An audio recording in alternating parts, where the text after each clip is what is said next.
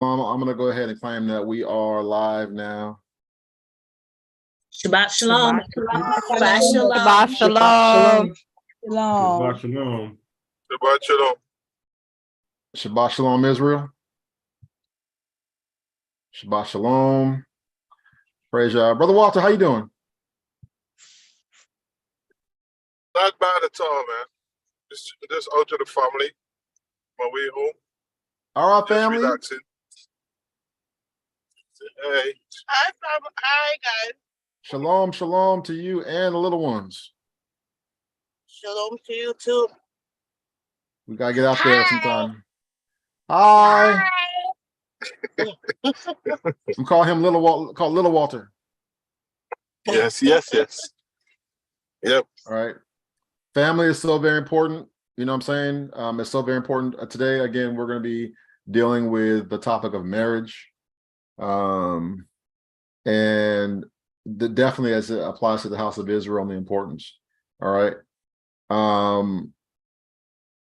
It's always a blessing to be here. Every time I wake up, my eyes open up. I'm just like, well, still here. Still got work to do. Put in that work. And what can we do to be a blessing to our people? You know what I'm saying? That's just ultimately what it comes down to. So praise Yah for all of you joining me here all over the world. I greatly appreciate that. Today, first and foremost, I'm going to just give you the location we're going to be at today. We're going to be in the book of Tobit today. And just got to hit on some key things. But before we do that, I'm going to pray for us all as we enter into this live fellowship. And then there's some things I want to discuss and talk about. Okay. It's important for me to discuss and talk about. All right. I'm seeing some things within Israel still. And like I talked about before we went live, one of my personal challenges I have with the house of Israel is a lot of the people that we ascribe as influencers and leaders within this awakening within our people are not really offering any solutions.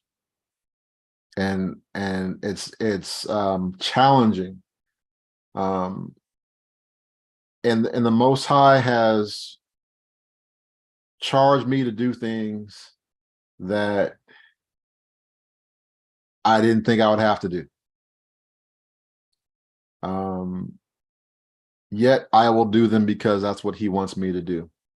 And it needs to be done. So I will tell you right now on the front end, I need your help. I'm talking to you on this platform, showing your face and not showing your face. I need your assistance and help. And I need more than just some dollar bills. Don't just send me some money. Okay? Because I need a people, my people, with the will to do what needs to be done for the house of Israel, because no one else is. And we older. And we have to think about the future generations that are looking to us for guidance and leadership. So back when you was 13, 14, 15 years old, okay, floating through life, trying to figure out yourself in the world, and you were relying on your older brothers and sisters, you were relying on your aunties and uncles, you were relying on your parents to do and guide and teach, and they weren't. Not on the level that needs to be done right now. Okay. We got work to do, because I'm going to say this right now real quick. We can sit here and blame the young generation right now and talk about how they don't know nothing. And they don't got no life skills. Right? Or they don't know mathematics or reading, writing, arithmetic. They can't even, write in cursive, most of them. Who was their parents? Who were their uncles? Who were their older brothers and sisters? Who were their grandparents? We can't just dog these. It ain't like they grew up in a bubble by themselves. So whether you're talking about what they say, the boomer generation, whether you're talking about Gen X, whether you're talking about millennials or zillennials or whatever the new school terms they got out now for these different generations, the bottom line is that we're interconnected. And I am you and you are me. we have things that have to be done. Like, it's challenging, but guess what? Those of us that are older, even like that millennial generation in the 30s, right? Like my little brother's generation. You're not a kid no more. I know I'll be seeing some of these old men and old women trying to act like they 15 again and 21. No. Why are you trying to compete with these little kids? Why are you trying to be grown and fast like these little kids? You're too old for all that. And when you see what's happening in our communities, we got to change things around. And there's no compromise. And I will be that one that I will go down on my own sword on this one. There is no compromise. There cannot be compromise when it comes to our people and our nation and our future. Because since we were willing to compromise in the past, it has gotten us what we have today. And I don't care, listen, fam, I don't care if you're in the Caribbean. I don't care if you're in the UK. I don't care if you're in Canada. I don't care if you're in America. Okay. I don't even care if you're on the continent of Africa. The things that we're experiencing negatively right now are things that we have compromised on. We've turned a blind eye to. And it went way worse than we thought it would go. It went to a place we never thought it would go, but it did. So I'm gonna pray, and then we're gonna jump right back into this, and then we're gonna get into the book of Tobit, and also just some solutions that we got to do, because I'm tired of folks just sitting up here making these long 30-minute long videos about the mark of the beast and the devil and Satan's draws and all the evil darkness, and ain't offering no solutions. And then on the other hand, I'm seeing Hebrews out here that are embracing the darkness. It's going to get bad out here, Israel. It's going to get tough out here, Israel. Jacob's trouble's coming, Israel. Negro, if you can't look and see that Jacob's trouble was already here, that we've already been going through Jacob's trouble, and you over here talking about there's going to be a new Jacob's trouble, how much more trouble can you get in? We done been past Jacob's trouble. The 2/3 Israel. Okay, so what were you thinking about them folks that came on the transatlantic slave trade? The Middle Passage. Trust. That was some apocalyptic, the world is ending stuff to them, to be dragged off the earth and put into a boat at sea for months. Going from port to port to port. Stinking. Come on, fam. We got work to do. We got work to do. Let me go ahead and silence my stuff out so it's not jangling and doing the most. And we're going to go ahead and do this thing.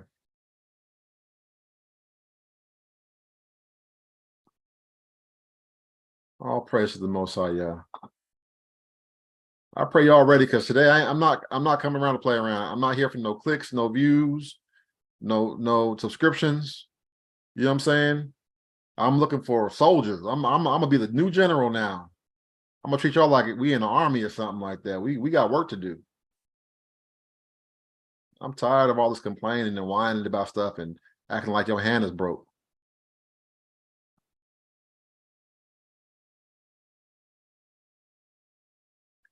If you're watching right now, praise Yah. You've been blessed to see this this live stream. Let your family and friends know that we are here live, and let's get into it. So I'm gonna go ahead and pray and lift you guys up in the chat. I've already prayed multiple times over for the family here, but we're gonna pray for y'all as well. So y'all, thank you again for this time that my brothers and sisters and I have this opportunity to fellowship and to go before your throne of grace, mercy, and judgment. I lift up every household represented here watching online this day.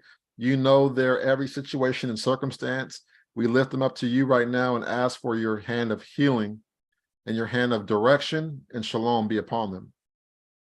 If anyone is suffering with illness in their mind, body, soul, or spirit, if anyone's afflicted in their soul, I ask you, Abba Yah, to reveal the source and the root of their illness and sickness, and I ask you to intervene and to bring about restoration. We yield over to you. We are imperfect as your children, but we are perfect in you and the grace that has been bestowed upon us by the shed blood of your Son, our King and Messiah, Yahushua HaMashiach. Yahushua, we thank you for your sacrifice. We thank you that you drank that cup of affliction, that we may be redeemed and restored and put back in right covenant with each other, with you, and with our Father. We thank you so very much. And we long for your return and for you to rule with might, righteousness, and holiness, and that we could be truly and fully submitted to you and your word. And we long for that day. Our eyes are up to the heavens and the Shamayim, waiting for your soon return. And we thank you for the gift of the Ruach HaKodesh, moving in our lives, guiding us into all truths, and that you send forth your Malakim to again make every crooked path straight. And you've also enabled us to do greater works than were even done during your time here on this earth. I lift up the families and the marriages right now. I lift up the children to you right now, and I ask again for your hand of shalom be upon them, and may your word reside in their hearts. And I just thank you again for this all being done now. And I pray this in your precious name above every name, the name of Yahushua Mashiach. Amen. Amen. Amen. Hallelujah. Hallelujah. Amen. So I want to talk very briefly, and then we're getting these scripts. We're not going to be on here too long, but we got some things to talk about. Like real talk, we got work to do. We do. Okay, like seriously.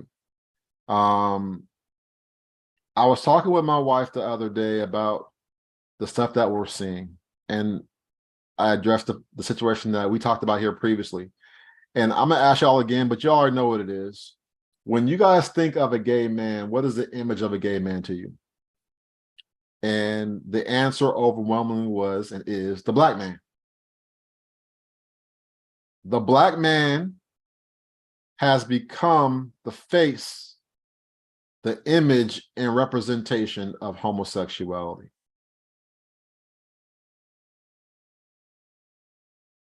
We know about Frisco. We know about them Ashkenazi in Jerusalem doing the most, Tel Aviv doing the most, right? But what is being perpetrated, what is being propagandized right now in society at large? And it's the homosexual black male. And effeminacy. And when I talk about a blind eye being turned, I can attest that in the 90s and in the early 2000s, it's got to be 100. A lot of black women were, I don't know what y'all was doing. It's not all y'all, but it was a lot of y'all with the gay friend. It was a thing, we didn't understand that. Well, why are y'all floating around these dudes that were just either gay or they were transvestites? No one wants to talk about transvestites no more. Like the T in the LGBT done turned to transgender, when originally it was just dudes dressing up as women. Right? And then if you was a female trying to dress up like a dude, we just were saying, no, that's a lesbian. I'm trying to use nice words. Right. But during the 90s and the early 2000s, it was a thing for specifically Daughters of Zion to have a gay friend. I don't know why y'all was doing that, but y'all was doing that. Now, I've heard from some of y'all, just to kind of give a counterpoint argument, I have heard from some of y'all that it was a matter of having a guy friend who was a guy, but he was gay, so there was no concern of him trying to get in your draws, and it was just kind of cool to be with this. Like I don't know what y'all think. It was some concocted variant of what I'm talking about with that. But it's like, what are y'all doing? And then it turned into, you got so cozied up with the drag queen or the gay dude that you ended up taking your makeup tips and advice from a gay dude.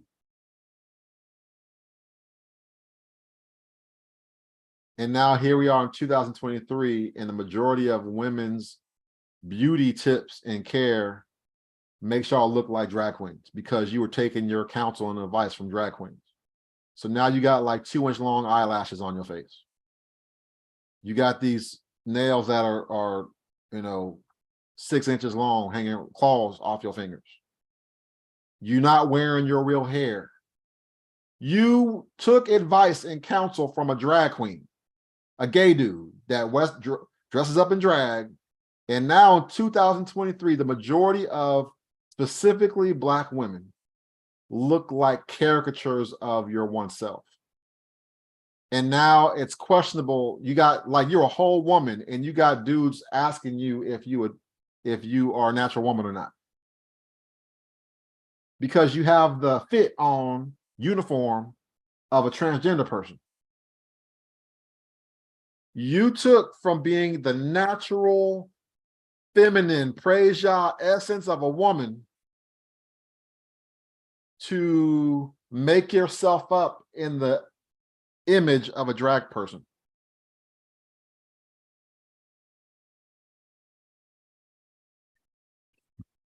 That's a problem. That's a problem. And then you have the issue with what was called the feminist movement, that on principle, when you used to talk about equal rights, equal pay, so, ain't nothing wrong with that. It sounds like nothing even to talk about. All those things are right. If there's a woman and a man and they both got the same skill and they got the same education and they're doing the same job, they should get paid the same amount. I don't see nothing wrong with that. But it was a trap. And some of y'all recognize it was a trap, so then you want to flip the script and say, okay, we're not going to have a feminist movement amongst Black women. We're going to have a womanist movement. And some of y'all know what I'm talking about. But guess what? Conveniently, that womanist movement was created by a lesbian. And so now you're seeing these LGBTQ undertones within this Black womanist movement that's supposed to be about fairness and equality for Black women and so on and so forth. And it all automatically puts some weird stuff in there where there's some tension between you and your man when there wasn't no issues between you and your man before. Now, on the flip side, it goes on deeper where some of y'all just made bad choices picking thugs to be your man and lay and have babies with. The righteous dude, you wouldn't give no time of day, maybe, because he was square. He didn't have no swag to him. So you pick Tyrone, making bad choices. And then you mad talking about Black man ain't ish.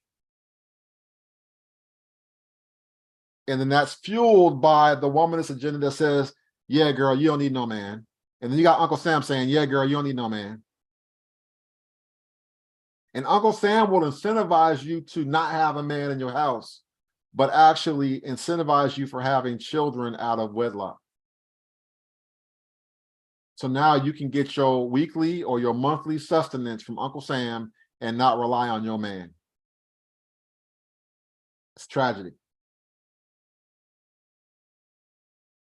And then I'm looking at what happened in the era of the 90s and 2000s with gangster rap. How many of y'all are old enough to know in the 80s, 70s and the 80s, rap, it wasn't even called rap back then. How many of y'all know it was called electro back in the day? If you're really old school, you know we was doing electro back in the day, right? So it went from disco to electro. Come on, Chicago. Come on, Detroit, right? Y'all know what y'all like. Y'all wouldn't listen to house music back in the day, right? It went from, we was rapping on what was called electro. That was the early genre of rap before it was called rap. The white man created rap. We had some other stuff. Okay, we had funk, electro, so on and so forth. So here we are. It was a conscious movement. We were sitting there rapping about things that were pertinent to our community and we were rapping about the good, the bad, and proverbs of life in the streets, in the neighborhood. That's what we were rapping about. Like, go look at the early era of rap, quote unquote rap. The sisters that were out there rapping, they weren't out there in their drawers butt naked. They looked like they came out from Hollywood with like a fur coat on and some pearls around their neck. They look like an old rich woman. The early female rappers was looking like that. Go look at the old school, right? But now you got perversion of Hollywood. You got who up in the crew, hanging out, influencing the culture. So you got who behind the scenes, the man with the credit card, going pushing out filth on the radio, pushing out filth on cassette tape, not no CDs yet, cassette tape, filth. That's what justified having warning, explicit content, parental discretion advised type stuff on your CDs and your tapes, because it was getting over the top. You had ratchetness happening when it came to the music. And this gangster rap that was violent, and all it was ninja this, ninja that, I'ma kill you, ninja, I'ma murder you, ninja, you ain't on my level, ninja. We're the only people, listen, I'm gonna tell you right now, I hope y'all can see my face right now.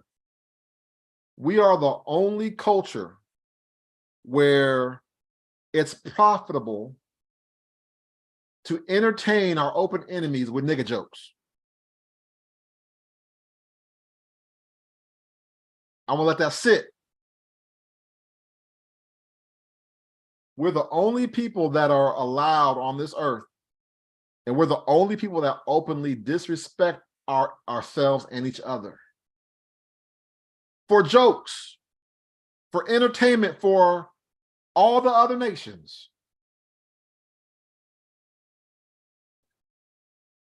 All you hear is nigga jokes. Some of y'all shocked, like, I can't believe he said nigga jokes. Y'all watching YouTube right now, and they will literally bleep out actual curse words.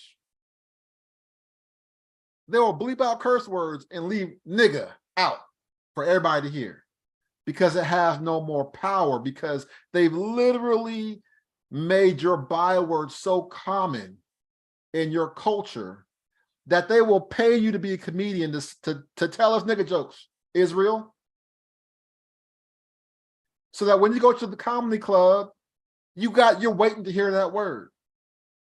When you go to the comedy club, you're waiting for them to curse and be vulgar. We call each other, look B, look ho, look this, look that. We openly disrespect ourselves and are applauded for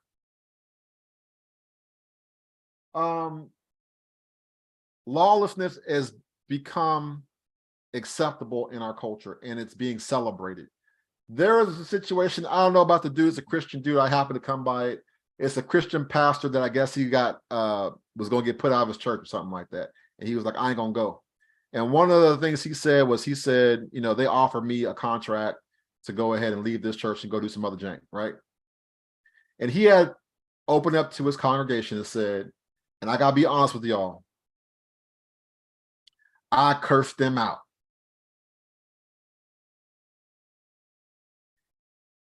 And the congregation of a predominantly Black church stood up and celebrated. Yeah, Pastor. Yeah, that's right. Woo! Trifling. Instead of that being a humbling moment to be like, oh, Pastor, this is a horrible situation and I'm so sorry this happened. And we're going to pray for you. You know, you gain some control and composure over yourself. They were whooping and hollering because they lawless in these Christian churches. Because the true nature behind the scenes, they out here nasty as hell. They out here lawless and nasty. that when your pastor came out there to our people in this black church and humbled himself to say, I cursed at him. Y'all, I got to be honest with y'all. I cursed at him. Instead of it being a moment of reflection, they wanted to celebrate like he did the right thing by cursing them out. It still don't solve the problem. It don't solve the issue. But let me wrap this up and keep, close this out to finish this up about this whole LGBTQIA agenda that's been going on for decades. What we didn't know, and I didn't even know it, but from the root of rap, which was branded and funded by our open enemies, was the homosexual perverse agenda. So I can't highlight everything right now. It's not important to right now. But in the early days, how many of y'all, I'll just ask y'all, how many of y'all remember the first 2 or 3 rap-based or hip-hop-based films that came out in the 80s? Anybody know what they were called?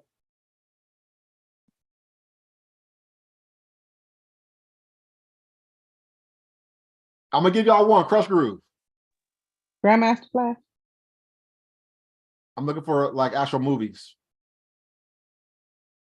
So I gave y'all one, Crush Groove. Give me something else. Breaking and Breaking 2. Breaking and Breaking 2. I'll go with that. House Party. That's too late. That's like 89 or 90 or something like that. That's too old.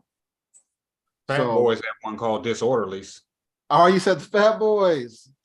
Yes. That was my first cassette tape, was the Fat Boys. Don't ask me why, but it was. My mama got me a Fat Boys cassette tape. All right. So I'll go with that. Breaking 2, Beat Electric Street. Boogaloo. You got Beat Street. I like that. I like that. I like that. All right. So if you remember, and probably some of y'all weren't born at that time, it basically went like Beat Street, Crush Groove, Breaking 2, and then Colors. Does that ring a bell? Does that seem familiar? Right? Yep. In every last one, now Colors was a police movie where it was like a nigga movie, basically, right? That's basically what that was. It was about, that was when the gangs were shooting at the screen. If you remember that. The first incident of some Negro shooting at a movie screen was Colors. So, and they were all actors, by the way, so go figure. And when nobody, no gang members up in that film, they was all actors, soft. Okay? So, in each and every last one of those films was a homosexual character. Subliminal. You ever wonder like why the clothes look kind of questionable? Like these were like some dudes, these were some masculine dudes, but then some of the clothes was like, why is this dude wearing an earring? And again, this is somebody that grew up in the 80s, so I knew that there was a style at one point in time where brothers was wearing earrings and stuff like that. But it was like, what's going on? Right?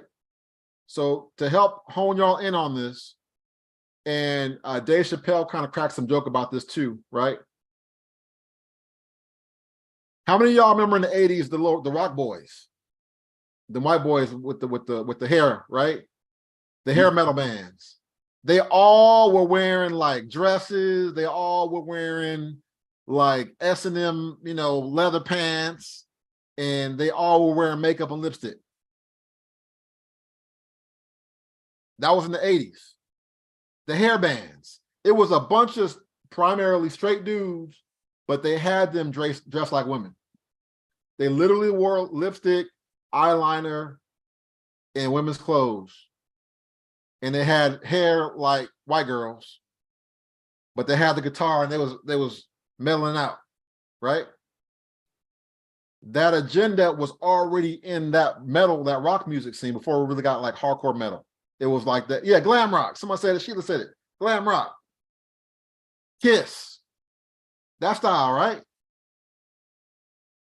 It was twofold. Satanic, demonic, right? So all the imagery was satanic, demonic, and they looked like comic book characters out of a comic book with spikes on their shoulders and that kind of stuff. So that agenda had already permeated through what was called rock music. And they already had introduced it and kind of got in there when it came to hip hop. We created hip hop, they created rap. They commercialized what was called rap. And then they pushed gangster rap artists. And then they fostered that whole feud, which was like COINTELPRO 2.0 back then, the whole feud between the East versus the West, while at the same time funneling drugs through our communities, right? But also they were putting in A&R producers. Those are the folks that actually recruit and hire people, were LGBTQ. And they was doing stuff. Now you find out Puff Daddy was doing the most back in the day, sleeping with kids and artists and stuff like that, doing the most. Now you find out all this stuff that was going on way back then. Way back then, that stuff was going on. So let's just, for time's sake, fast forward all the way till right now. Let's fast forward all the way to right now. On the radio, how many of y'all know that? And the more I look into it and I think about the word media or medium, it clearly has satanic or witchcraft roots to it. The media, one of the most powerful medias before even television was what? I would say the radio. Absolutely the radio. And even to this day, depending on what your topic or your situation is, radio is still a very powerful form of communication where people are doing what? You have a captive audience. They're driving to and from work an hour each way, going to school, going home from school, right? Listening to the radio. Is it an oddity that right now in America, the majority of male radio hosts are effeminate sounding?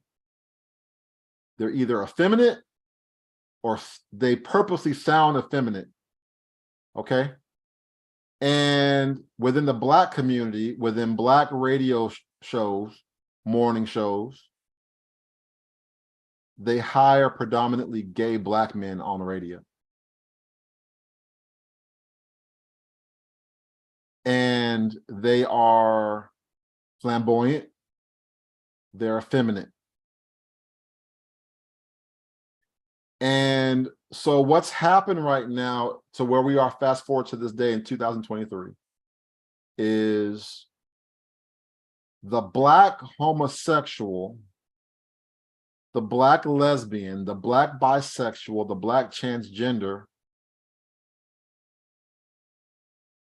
they've been elevated in society and they hold some of the most powerful and prominent positions in this country, and they are your new gatekeepers. In radio, in TV, in film, they are the gatekeepers to you even getting a job or producing a program or a show. And how many of y'all have seen, I'll just say this real quick, how many of y'all have seen Dish Nation over the years? You know Dish TV or Dish Network television? They got Dish Nation. I have. Yes. How many of y'all have seen them lately? That essentially they just got a cast of a bunch of LGBTQ folks on the show. That's the image they're propagating for Black youths to see. How many of y'all remember there was a situation where a lot of rappers, again, we didn't make rap, these other folks made rap, came out as gay. You're supposed to be some hardcore gangster rapper, and now you gay? How'd that happen? That like just happened? Or was that planned? Y'all hear what I'm saying? Was that planned? That's something that needs to be discussed. What is the image of a Black man or a Black woman or a Black family to your children? What they see every day. What is it? It's LGBTQ. Y'all understand that? No? Y'all muted? Yep. That's And the agenda. if I could just say real quick, and it's getting into our families too. It's got me almost, it's depressing. It's really got a strong influence because it's in my family. And I'm just like, I don't even know how that happened. I mean, I know how it happened, but I just can't believe it happened. And So here's the thing, everybody's good with it except me. hell no. Because it's, like I said, I brought up last week, it's a destruction of a legacy. There's no more legacy.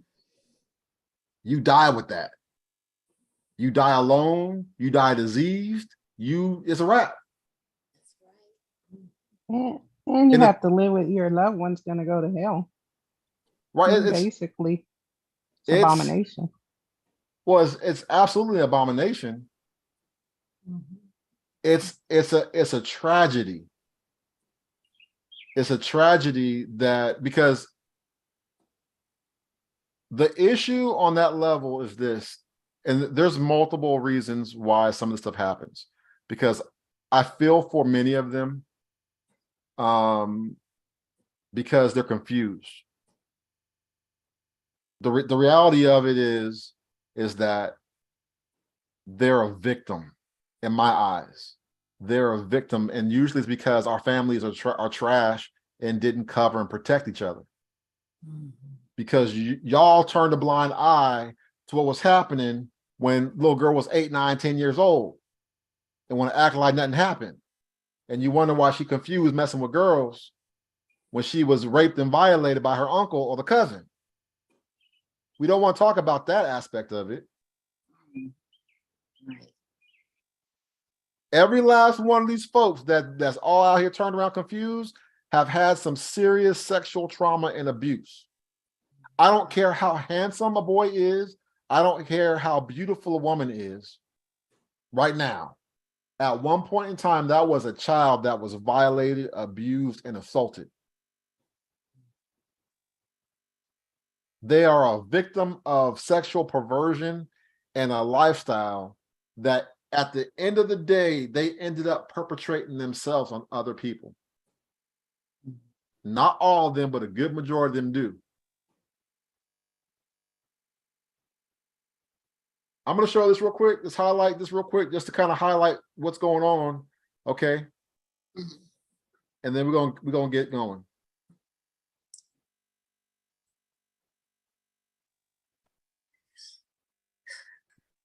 Yes. They had to have different entrances backstage. Like she wanted nothing to, yeah, it was a lot, girl. They were both divas. They both were divas. That's Exactly. right. They both had demands. That's right. Got love for the brat, but she's gay. Lesbian. She old as hell. What is she doing on this program? I'm not saying she's not gifted or talented, but it's the brat. When was the last song? Name a song from the brat. Luther had his girls in Bob Mackie gowns and Yeah. things, honey. And you couldn't walk Luther's That's way. You right. had to walk around. That's right. Oh. Did you say demands or demands? Gay. Why are we looking at you? What makes you so important? What qualifies you to be sitting up on worldwide Dish Nation cable television? Honestly, what are you contributing to anything aside from the fact you gay and know somebody? Shut up. They both had demands. They both had demands. Why the gay white dude up here? Why gay? Who knows what she dabbling in? With her whole neck thrown back. Who set that up? Who set that up? That's what's propagated for your son and your daughter to see. You're not seeing a representation of us. You're seeing an over-representation of these folks. But primarily, again, I want to make you clear. Real talk, real world, the image of the black man in America, the image of the black man in America is gay, and the image of the gay man in America is a black man. Because you could think of a powerful white man, doing some stuff, making some moves, and that's just a white man doing some stuff. And we already know how white folks get down anyway. This is what they do. You know what I'm saying? Mhm. But they've made sure to put the black man on the forefront of this identity and agenda. And I'm going to pull one last thing up on this. Because when I saw this, I was like, man, I don't know, man.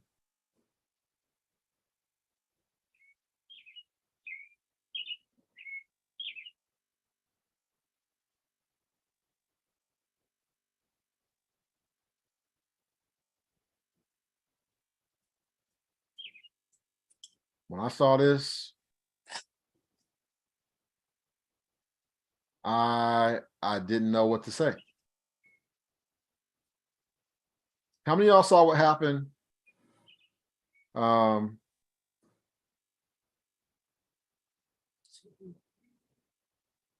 It's mind-boggling. Anybody been in the military before? I can't see y'all, so you gotta talk back to me. Nobody been in the military? Nope. Not me. All right, let me pull this up real quick. No, boring. I did.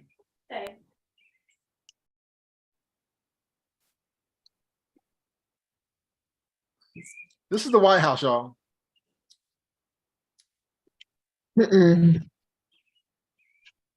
Bam. I just want, just look at that. I'm gonna leave it up for a minute.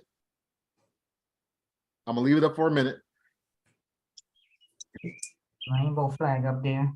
Okay. I want y'all to see that. All right, so tell me your thoughts in seeing that like that. Tell me your thought. What comes to your mind when you see that? Wickedness. What else we got? Arrived. I heard we have arrived. Okay, what else we got?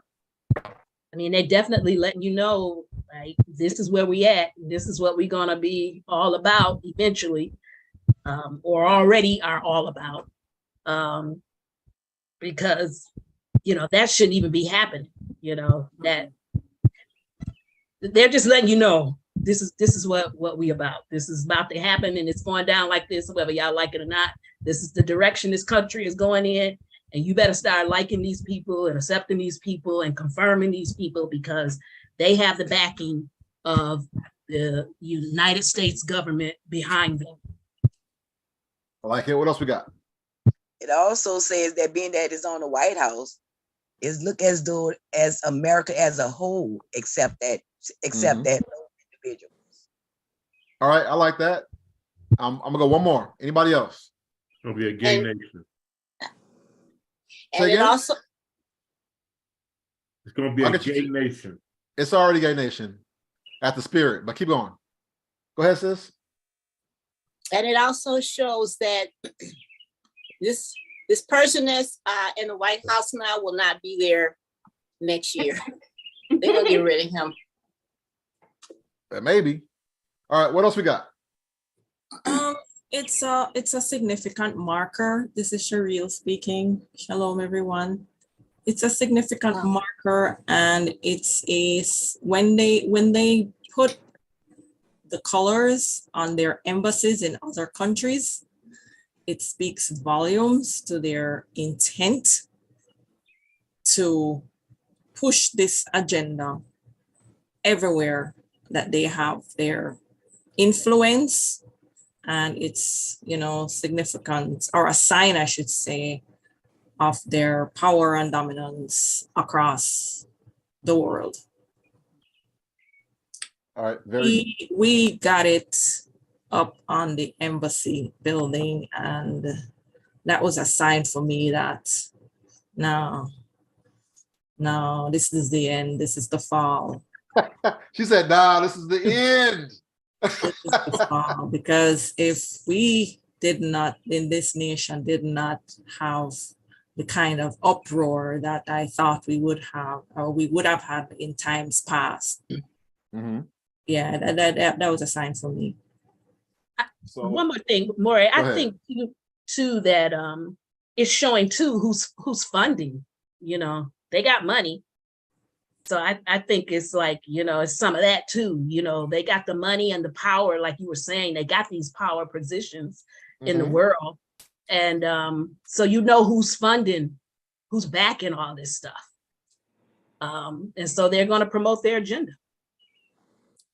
So there's one lot. Now I'm going to just close this out real quick for time's sake. There's one aspect you guys have not thought about. Everything you said is legit. But it's one thing you have not thought about, because the understanding of what a flag represents and what it's about, especially on a state capital, it's significant, because basically it's a sign and a symbol. First off, what they did is illegal. Like, y'all understand how deep that is. Them doing what they did on the White House, by regulation, is illegal. Like, it's illegal. That was basically a sign and a symbol to the United States and to the world that the spirit behind the LGBTQIA plus perversion, jank movement, pedophile, right, has conquered the United States of America.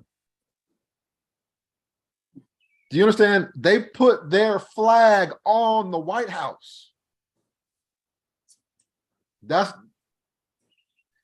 the centermost position and the highest point, prominent position, was not the U.S. flag.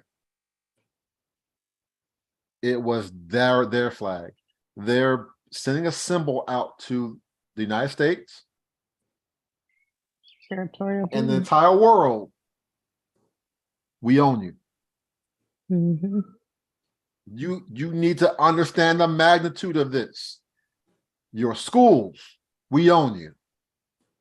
Your courts, we own you. That means your judges, your lawyers, your attorneys, the bail bonds folks, everybody in between, we own you.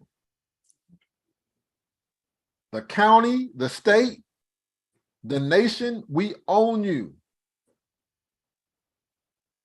Like every gun-toting America, patriot-having person in America, that was literally a declaration of the Civil War. Because outside folks raised a flag on your nation's capital. This ain't your city hall. Okay? This is not your state capitol building. This is the White House that was built originally by our people, our hands. They draped their flag and hung it in the most centermost and the highest point position on the White House. They're saying, we've conquered your nation. So, there's much more to go into in regards to all that, but we're not going to beat that down for right now. What are the solutions? Because you have to understand, the spirit of perversion has fully taken root in this country. It's fully come, the horror of Babylon has come to full fruition. The fullness of the horror is on full display on this nation's White House. Did you see an African-American flag thrown up on the White House in February? Did you even see a Juneteenth flag? There's an actual Juneteenth flag. Was there a Juneteenth flag hung on the day of Juneteenth? No, they got that up.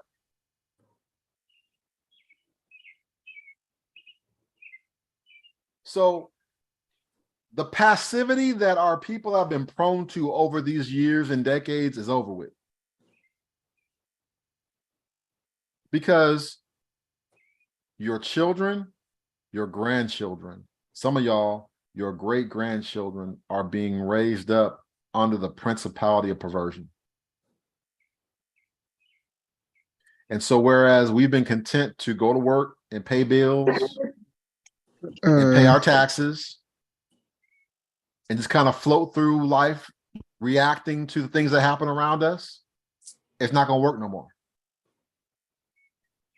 What happened after desegregation? Y'all know? What happened to our communities after desegregation? What happened to our Black nurses? What happened to our Black schools? What happened? They abandoned us. It was the decline and the degradation of Black businesses, Black communities, Black families especially was one of the main things that desegregation destroyed. It was a bad move for us. All right, so, and I believe for you, Ducey, you might be around that age. I think you're probably above 35, right?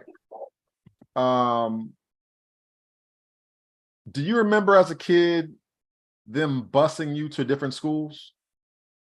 I do, and they thought it would be a better education, but a lot of times it ended up being you getting more of a hard time for being outside of your neighborhood.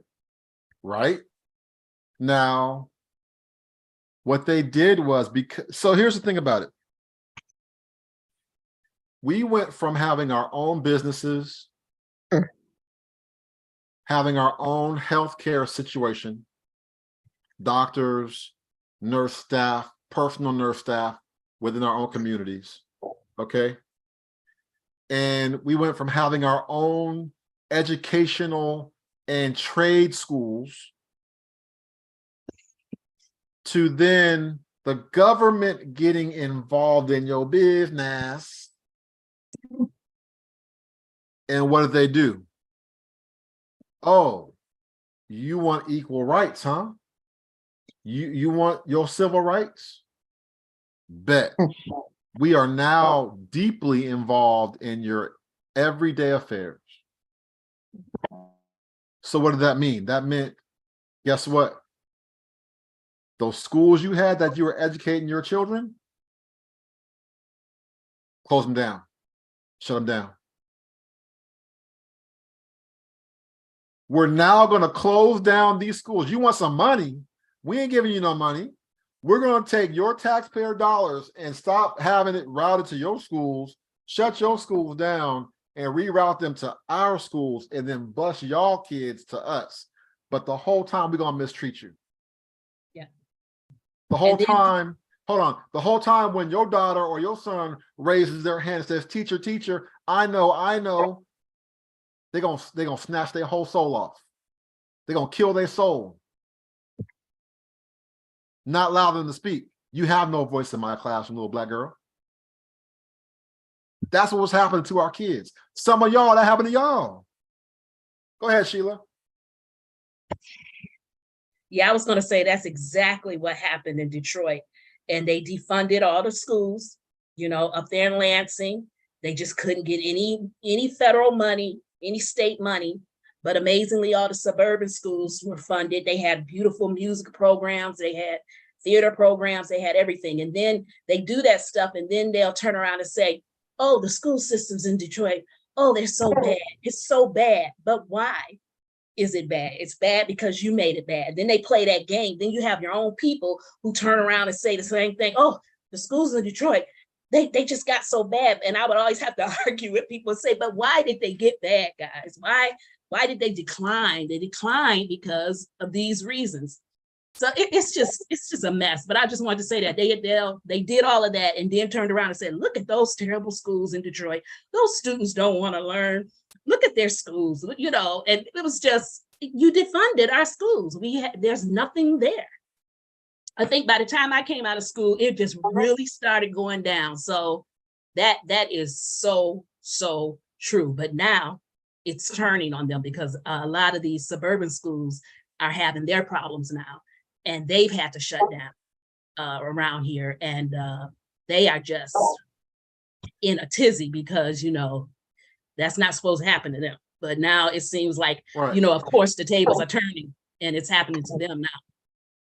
So part of that problem is the fact that when you suppress the house of Israel, when you try to destroy the house of Israel, you end up inadvertently destroying yourself.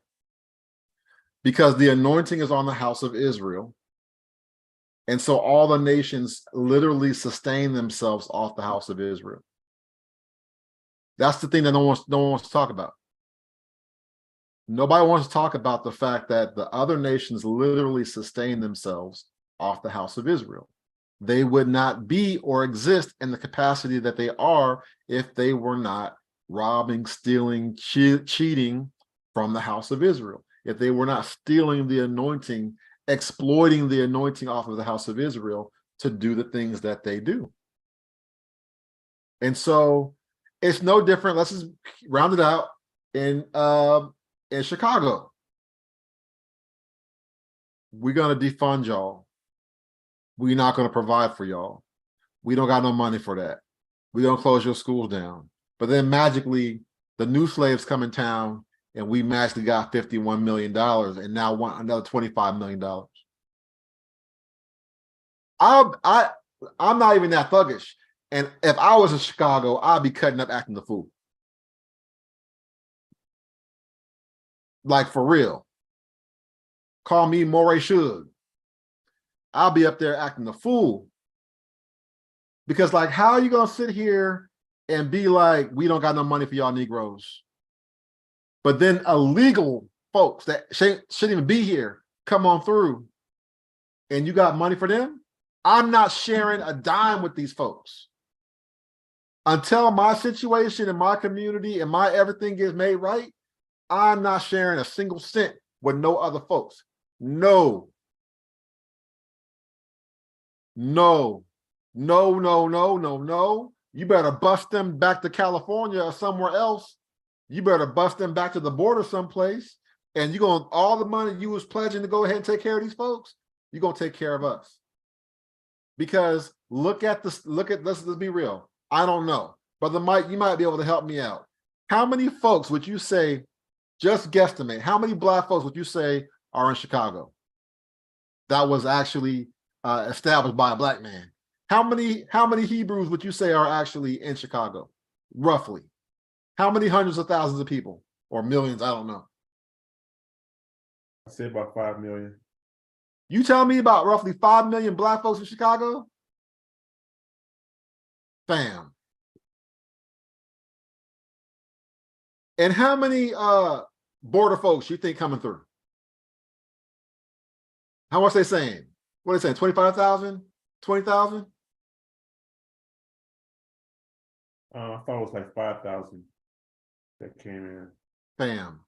And we recently got a new Black mayor, so I was surprised that he's doing this. He's giving them an extra 25 million. I was surprised about that. Bam, bam. So let's hear this out. We got roughly 5 million Hebrews living in Chicago. established by a Hebrew man. And 5,000 border folks come through, and now they want $75 million, $76 million to help them out. When they wouldn't do nothing for the 5 million that's already there. And hey, man, you want to see a pull-up. That'd be a for real deal pull-up for real. I would not listen. If the activists and those that are down there don't cut up off this, especially in Chicago because of the heat and the violence and everything like that, y'all willing to pop up on somebody for nothing, for free. I will pop you off and your whole family for free. You better act all the absolute fool for these folks over here giving away $76 million of taxpayer money to some illegal folks. That don't even make no sense. That ain't make no sense. There's no way, there's ain't no way in the world I would sit back for that. But I just want to put that out there of the backwardsness of this culture and what was done to silence the voice of the house of Israel here in America. So this is what it ultimately comes down to. I'm just kind of put this out there, and I'm gonna see about pulling this up here real quick on my computer, because I want to get to this point here. And I'm just being 100 with it. It's so devastating to see what they're doing. I have a serious problem with it. Okay.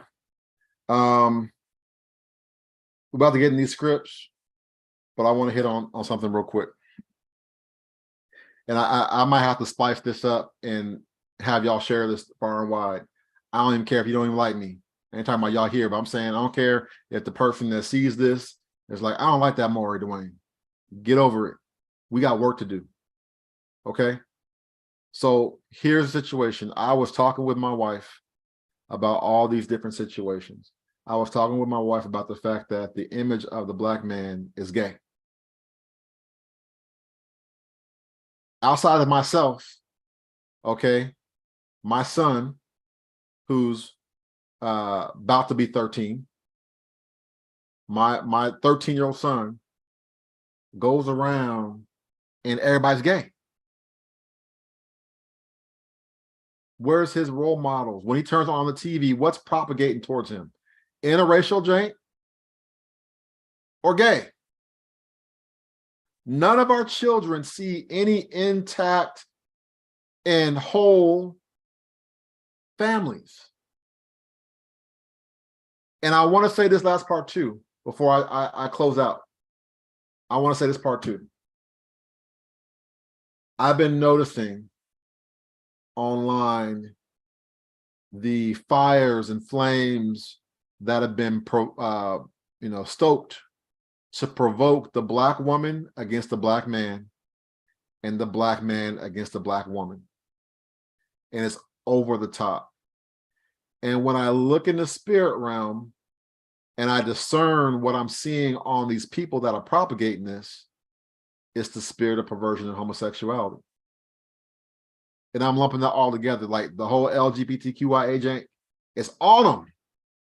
I don't care they talking about I'm married. I don't care they're talking about my kids. I don't care they're talking about for 19 years, this, that, whatever.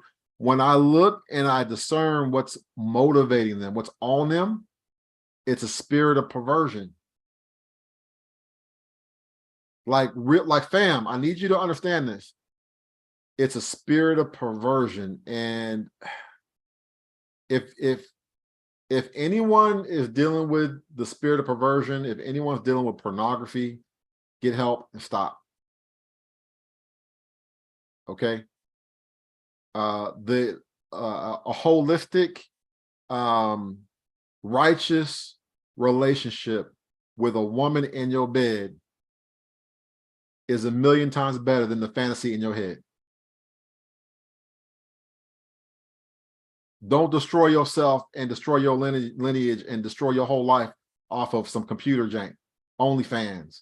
Y'all see how everything's gotten mad out, the just perverted, and the economics is of such that Many of y'all have considered getting the OnlyFans to pay your bills. I'm gonna tell it.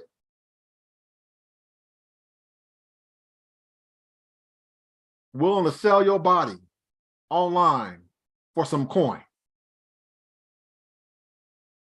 Fam, going back, there's more to go into. Going back, when I look at the men and women that are propagating this hate between the black man and the black woman, and the black woman versus the black man, I'm seeing a spirit of perversion that's on these people, that's driving this for you to hate what the Most High made. The Most High made for you as a Hebrew Israelite man to be with a Hebrew Israelite woman, to have Hebrew Israelite children. You ain't no good, and you ain't no good to nobody if you want to lay down with the man of another nation, or you want to lay down with the woman of another nation, talking about I'm doing my work to build up the house of Israel. You cannot deny yourself and deny your woman, or deny yourself and deny your man to go be with the nation of a man or woman from another nation, talking about you doing that work for the kingdom, raising my kids up in Torah. And what are you doing? That doesn't even make no sense. You want to reject your own woman from your own nation to cleave to the bosom of some strange woman. You want to do a Samson and Delilah move? That don't even make no sense. That don't make no sense. That is suicide, and it's also genocide. People don't understand the magnitude of that. You have taken yourself out of position. When you laid up here with this man or this woman and you having these babies with this other nation, you have committed suicide in your lineage, and you've also committed genocide, because those children that you would have born within the house of Israel will have never been born. That's a deep situation. Some of y'all don't get it. I gotta stop, but I just wanted to bring out the fact that if you're looking online, if you're hearing on the radio, all this hate, where it's basically like throw the whole black woman away, throw the whole black man away. That is not the answer. You cannot get rid of or throw out the whole house of Israel. I don't care however many some of us ain't right. You better find you a righteous woman and find you a righteous man. What happened to the virtues of finding you a righteous woman that's raised right and is a virgin? Some of y'all just made some poor choices. Why are you chasing after the hoe? The male hoe or the female hoe? Why are you chasing after the woman that been ran through in the streets and then complaining about, oh, the black woman ain't this, the black woman ain't that, when you weren't even strong enough to hold out and to establish a relationship with a young daughter of Zion that has not known a man?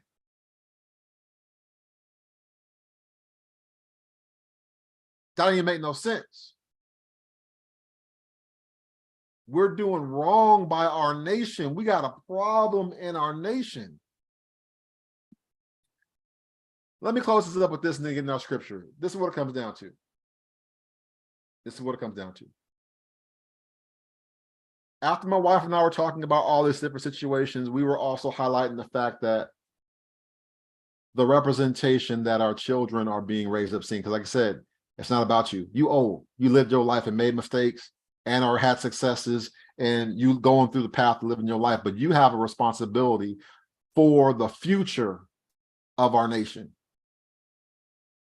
And I know a lot of us don't want to think we're going to die anytime soon. Oh, I ain't going to die. You never know what's going to happen to you. But you got this younger generation that needs a hope in the future. And if you and I are not doing our part to set an environment righteously for our children, you clearly see how the enemy is looking to groom your children. When I was a kid, I'm not going to try to go off too deep. When I was a kid, I used to love going to the newsstand, back when there was a literal newsstand. I used to walk as a kid to the newsstand and pay 50 cents or 75 cents, maybe $1. If it was a real, pristine new print, $1.25. And I would go to the newsstand and buy comic books. I didn't sit up and watch TV all day. I read books, magazines, and comic books. When I was a kid, there were book fairs. You went and you got you a book. 50 cents, 75 cents, $1. You learn something. And it's like, nowadays, the spirit of perversion that's apparently conquered this nation has permeated through all entertainment and all music and all movies and all film and all animation, cartoons, everything. Do you understand this nation? They're letting you know this nation's been conquered. So what are we going to do about it? I will tell you right now, big picture for the family piece of this things, and then we're going to get into these scriptures, is we are going to have to establish some communities for our nation. I ain't talking about black folks. I'm talking about righteous folks that's trying to live right and do right. And I know that's scary for some of y'all because you don't want to be held accountable. That's why some of y'all got 1 foot in and 1 foot out. Some of y'all doing the most, and you're doing the most. That's part of the reason why many of y'all are kind of scary acting when it comes to fellowshipping, because you don't want to be exposed for that dark side, the secret sin you got in the back corner cut. But how bad is it got to get for you to get your act right on? We have to establish communities. So I don't care if we establish some communities for us in Texas. I don't care if we establish some communities out there in Georgia. I don't care if we do it in Florida. I don't care if it's in South Carolina. I don't care where it's at. But we're going to have to get to a place where we are truly locked in and we're working towards community, towards each other, supporting one another, encouraging one another. If I don't got it, you got it. We got to get to the point to where we're able to really collectively take care of each other, because we have bought the lie. We are the only ones that have been foolish enough to buy the lie of the American dream. The lie of the American dream is I could do it all by myself. You need a whooping. The lie of the American dream is it's going to be me and my wife and my kids and my dog and a white picket fence and this home, and dad goes to work and he's baller and he's able to run it all and hold it down all by himself and do it with no help, no support. And that's a lie.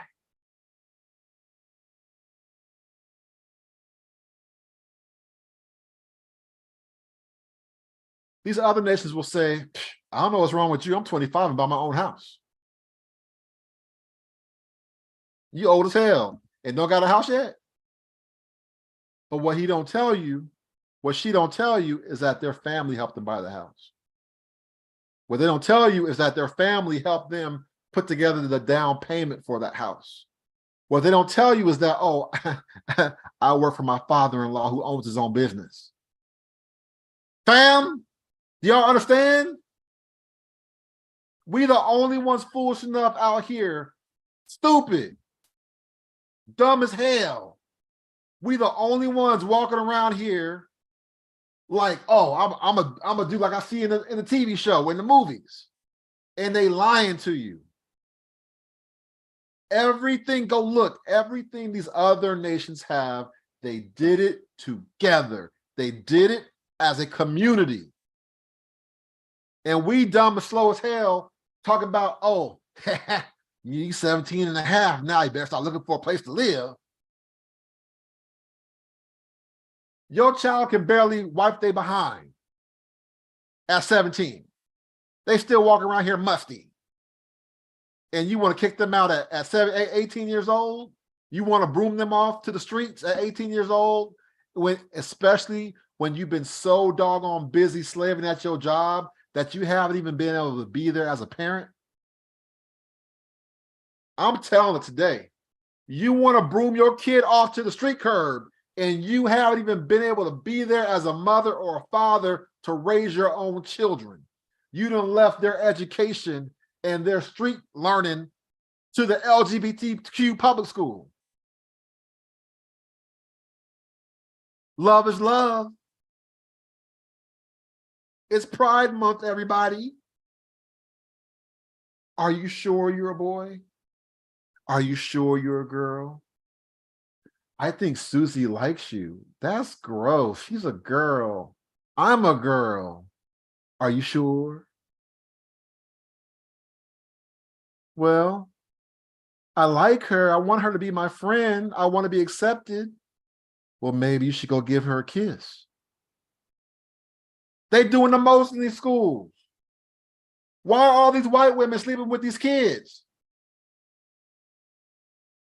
Why are all these white teachers sleeping with these little kids, little 12-year-old boys, doing the most?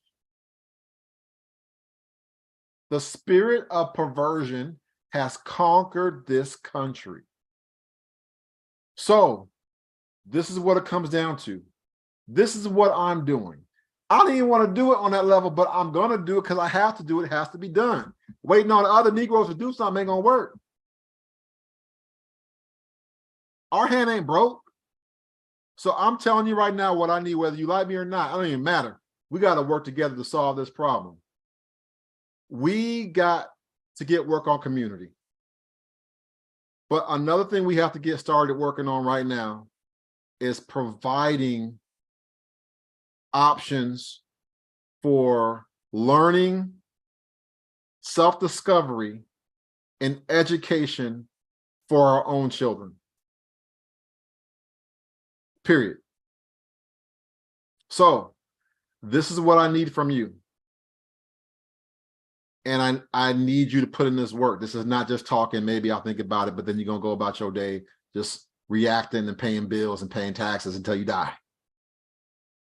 We got work to do. This is what I need. This is what we're going to work towards.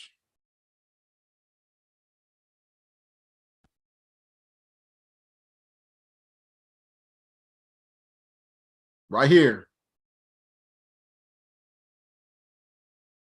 These are the immediate areas that we need to start providing solutions within our own community. I am looking for writers. I'm looking for book authors. I'm looking for those of you that have a creative and obviously righteous personality that we can start doing some things, promoting a image for our children that's righteous from within the house of Israel. Because since we never create anything, we never produce anything, all our children are left to do is to eat off the table of our open enemy. And then we get upset when we don't like what we see. So I need authors, writers, storytellers. I don't care if you were a voice actor. I don't care if you write short stories. I don't care if you have a knack for filmography, video editing, sound design, music production. I don't care what your situation is. The house of Israel needs to start producing content for our own children. Period. We need some books for young adults. We need some children's books, storytime books. We need to have our own magazine, multiple magazines, not just one. We need multiple magazines that's tailored for our young people. Young people, young adults, and adults. We need to create our own feature films. And I don't just mean documentaries. I'm talking about just normal story time films. We need to create our own films. We need to create our own short films. We need to have our own children's cartoons.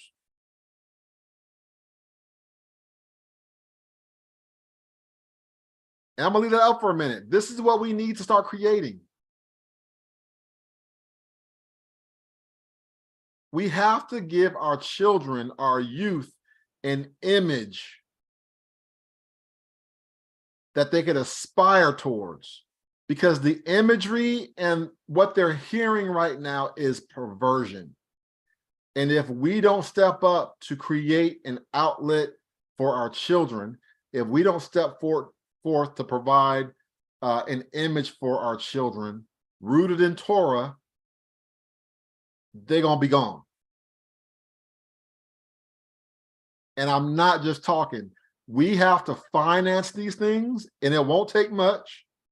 It's going to take some effort and time. It's going to take one key thing: collaboration. I'm going to tell you right now. I'm going to tell you this right now, and then I'm done. And we're going to the scripture. One of the greatest areas of weakness I see for the house of Israel from apparently woke folks is the lack of collaboration.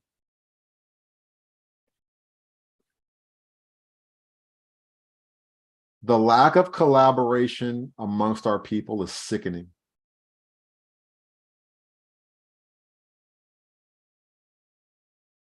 Because you have too many people that want to do it themselves. And I, for one, I'll put the business out there. I collaborate with any righteous brew, any messianic Hebrew. I collaborate with my people. I'm not about myself.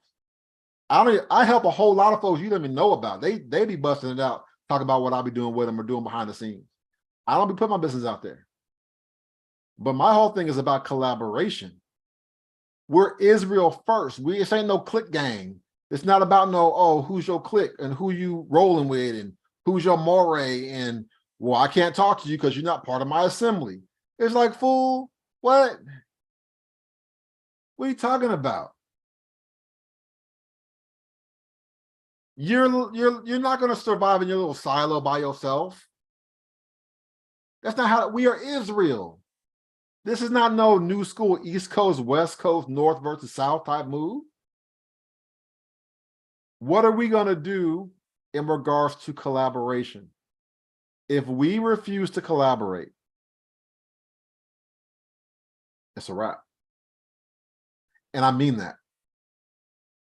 I'm going to be 100 with y'all. Like, for real, for real, for real.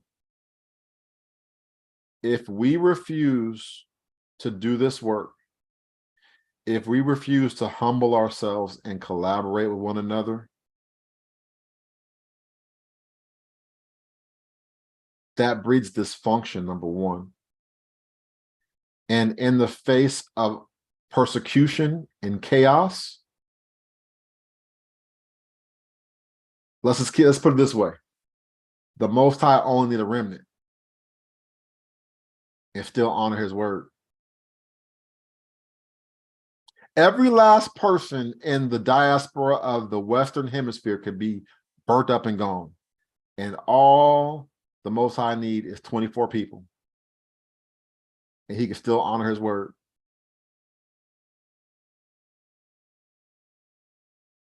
I don't want that to be the case because we can't get it together. We can't collaborate and coordinate together. There's some folks that do films. How many of y'all know those folks that do films within Israel? Yes, no? Y'all still there? You sleep? Yeah. Y'all walk off? Yeah. No, Yes. we're here. How many of y'all know that there are folks that make movies within Israel? Why are they the only ones in their films? Why you got to be the producer, the director, the voiceover talent, the animator, the editor? Why you got to play all the roles and positions? They ain't gonna work. It's not gonna work. if all the different various folks within Israel, whether you in the UK, you in the Caribbean, whether you in the Central America or you're in America, if we can't collaborate and work together, then what's the point? Honestly, what's the point? We got to get out of our little silo corners of the world, like we the only Israelites living. We truly have to work together. If we don't work together, I don't know what to tell y'all, because we're not working together, because we're not putting in the work towards a solution, you got a dozen Hebrews on a weekly basis. All they do is talk about what the devil's doing. Why is nobody talking about what the Most High is doing? Why are we talking about the Most High can do this, the Most High can do that? Why are we regurgitating Psalms and hopes and stuff like that, but we're not putting our faith to action?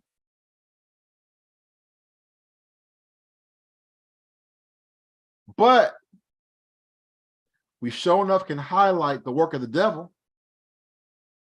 We could talk about the plans of the devil. What about the plans of Yah within his people? Can we talk about that? Are we able to do that? Are we able to work together and petition the Most High on how to do the work necessary to make our lives better? Like, yes, we could do that.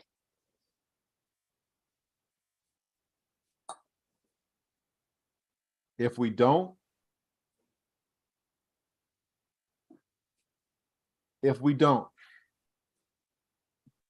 I don't want to discuss or think about what will happen if we don't. Because no different than the silence that you might hear right now,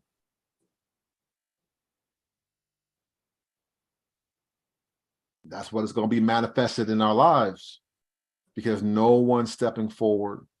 No one's stepping forward for solutions, but they got a big old mouth and they got flashy B-roll footage and cinematic effects to highlight what the devil's doing all day long. Every week they can come and bring you the latest of the darkness and the Illuminati and the alphabet crew and the Greco-Roman demonic entities of darkness.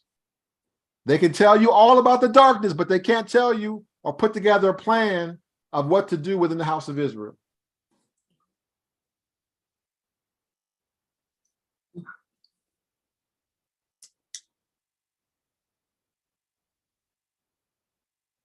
I'm going to release some job postings on HebrewConnect in relation to what I need. I need dedicated, committed people that are willing to learn and they're willing to put their hand towards something positive for the house of Israel. I don't care how old you are. I don't care how young you are. I just need commitment. Because we have gotten complacent and because we don't produce or create anything, our children feed off the tables of our open enemies.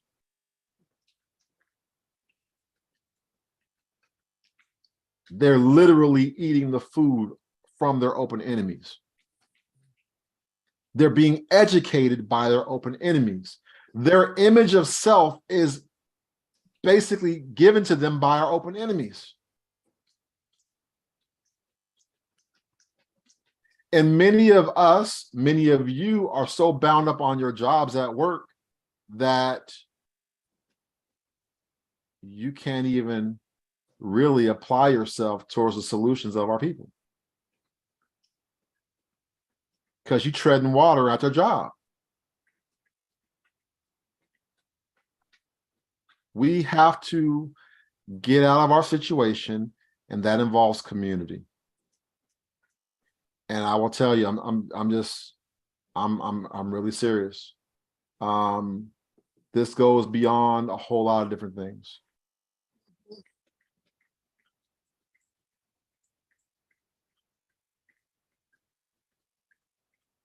We need to write books, short stories. We need to create films, short films. We need to create our own cartoon animation, and it can't be janky. Do the research. I've already done some research. I have some ideas of what can be done. I need voice actors. I need creative folks that can write short stories. I can't do it all by myself. And I refuse to lay down and die. I have a 15-year-old daughter and a soon-to-be 13-year-old son. And I need to train them and raise them up in an environment where they could literally be able to play with other boys and girls. They could be trained up with other boys and girls in a righteous environment where they're not being hated on and ain't no racism.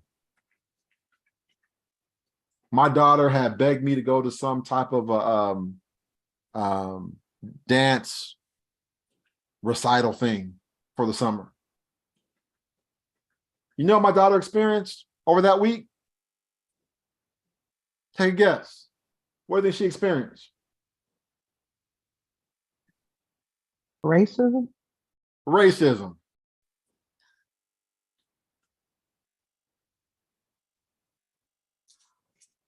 She was the only little black girl in that class.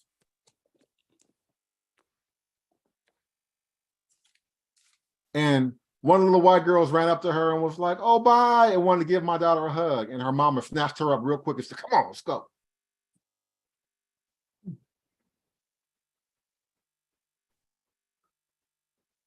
And my daughter felt that. My daughter saw that. Some of y'all are old women. You can remember what it's been like for you as a child and how it impacted your self-esteem in your life. When you sitting there, you trying to go and you just a kid trying to live your life and you experience like you're less than, like you're an animal, like you're dirty or something, like your breath stink. Why are you mistreating me? Your little daughter likes me. Don't got no problem with me, but you got a problem with me. And then the next day, she didn't talk to her entire class. Mm-hmm. So why do I have to take my daughter to some racist white folks to go do a theater class or some dance class somewhere? Why am I not able to create an environment for my child with other daughters of Zion to be able to be there and embrace herself, to know, oh, look at me, see self-representation, positive self-representation, so that our daughters and our sons don't grow up with a complex. Why do you think all these boys is gay now? Because they're not seeing no positive masculine images. All they see is crime and thug and darkness and killer and violence and hostility. That's what's perpetrated. And what's celebrated is gay. Who's on the TV screen? Who seems like they got some money going on? It's the effeminate dude. So now what? You shocked that you come home and you see your son in your shoes? Or you came home to see your 12-year-old or your 13-year-old wearing a bra?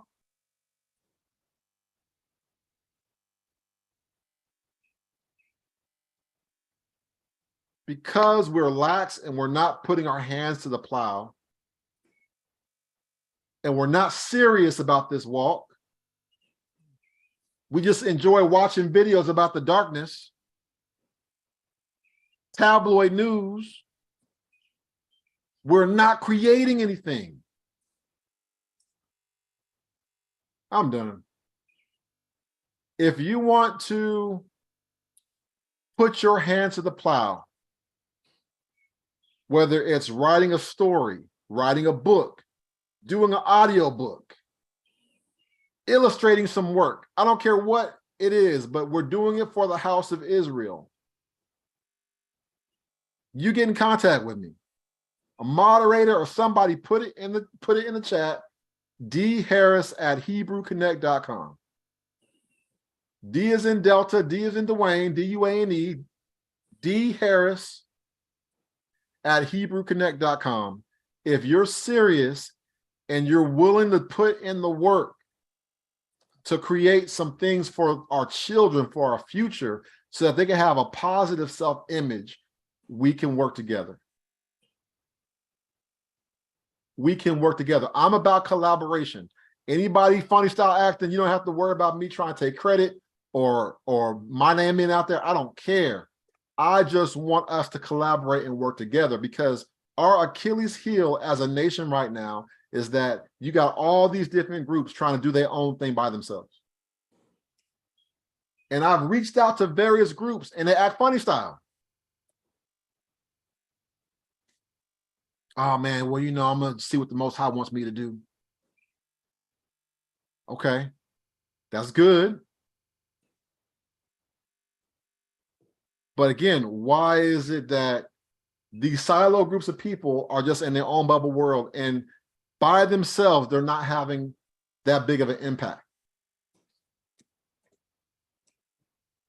So, Moray, I agree with you. I'm in a small assembly, and it seems like it's a control issue, or afraid to lose control.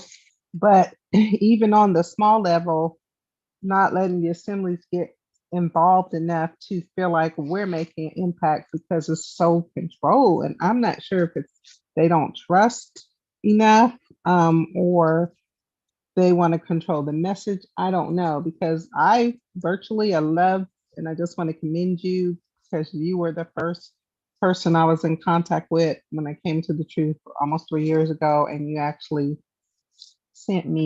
kept me afloat for a year or so, because I didn't have anybody, and I was by myself here in Charlotte.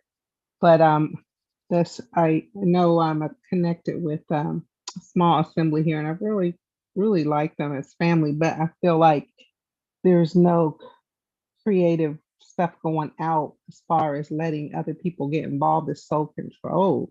So I don't even volunteer for anything. I just feel like, I pray about it and I'm like, Most High, I know we're supposed to be doing something. What do you want me to do? Because when I was in the Christian church, I was in everything, but I was encouraged to be in everything, and they wanted me to be in everything, and they asked for my creativity. I asked for nothing. I mean, literally, I feel like I'm 58 years old. I am an administrator, been working with the counties and states for 28, 30 years. I have a lot to offer in regards to administrative everything, but I'm not asked to do anything but serve food on Shabbat. That's a problem. It is a problem, because you're wasting so much talent here. And it's when we do something that's so controlled, it's like, you don't want to do it. And I have to pray about my attitude. It's like, I want to help. I want to be creative. And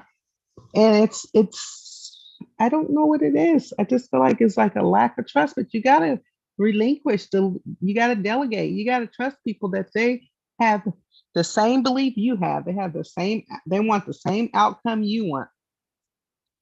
And then I meet all these folks that are silo, lone wolves out here doing it on their own, thinking they're, I'm like, well, who are you helping? You're forsaking the gathering of the brother. Who are you impacting?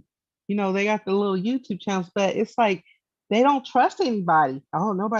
Everybody's doing things crazy. And I feel like the Most High, he's got to come. He's got to come and get us on the same accord. We're just so it's like a mistrust for each other.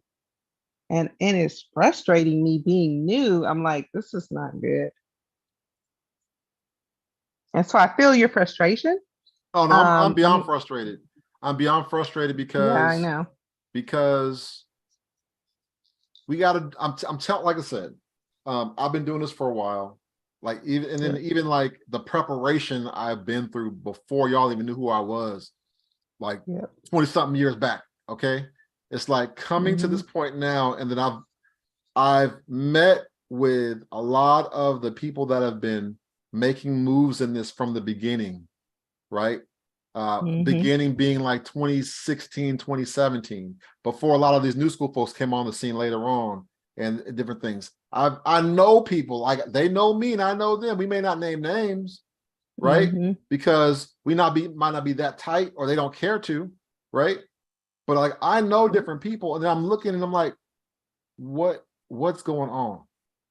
We got like what you're talking about is very true. It's a waste of your talent, your anointing, your gifting.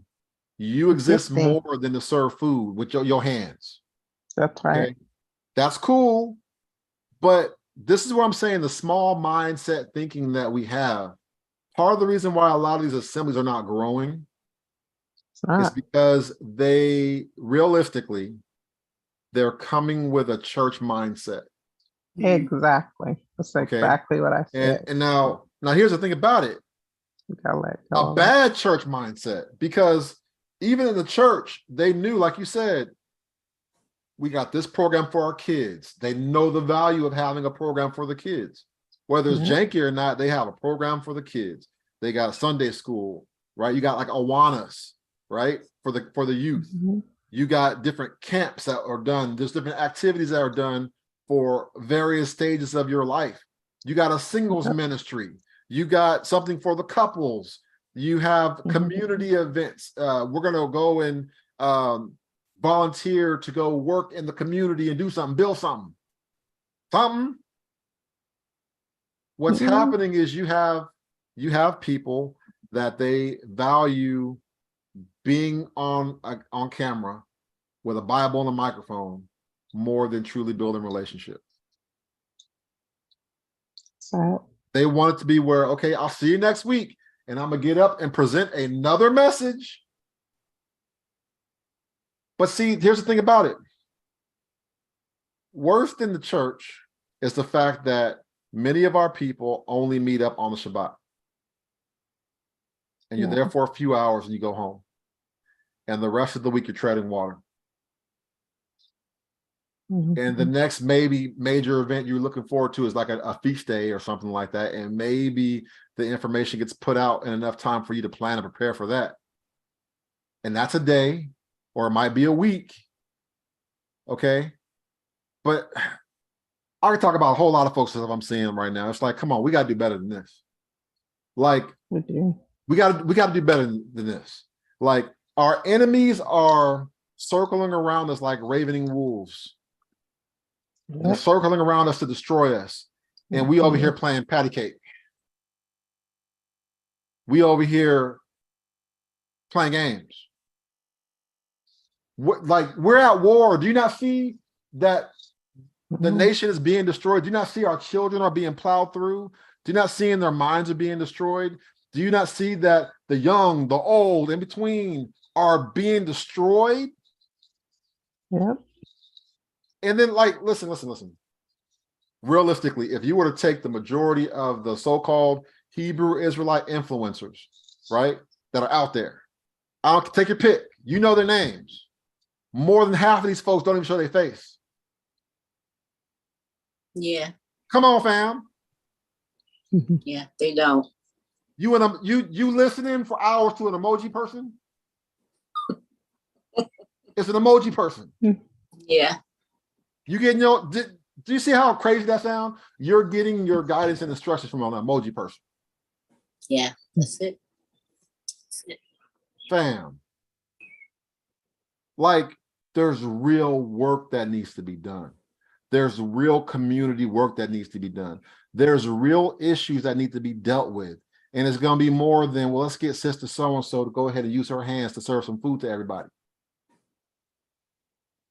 There's so much, like, I'll say this. There's so much work that needs to be done and not enough people willing to do it. And the thing about it is, because no one's talking and communicating, we're not looking to solve the problem. I'm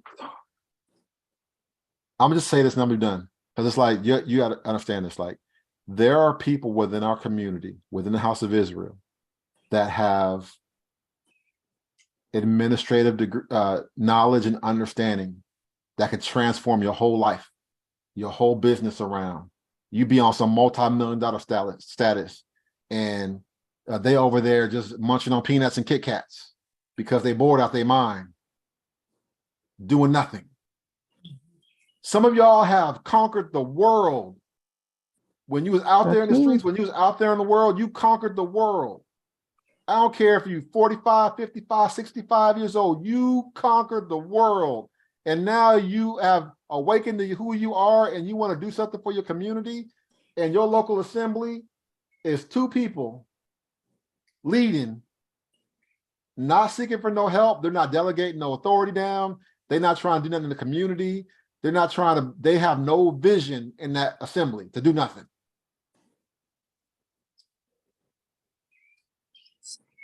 So everybody's getting stagnant. And so I'm gonna say something. So what happens in environments like my sister's in right now? She fades away. People leave. Hell yeah. You stop coming. You stop coming.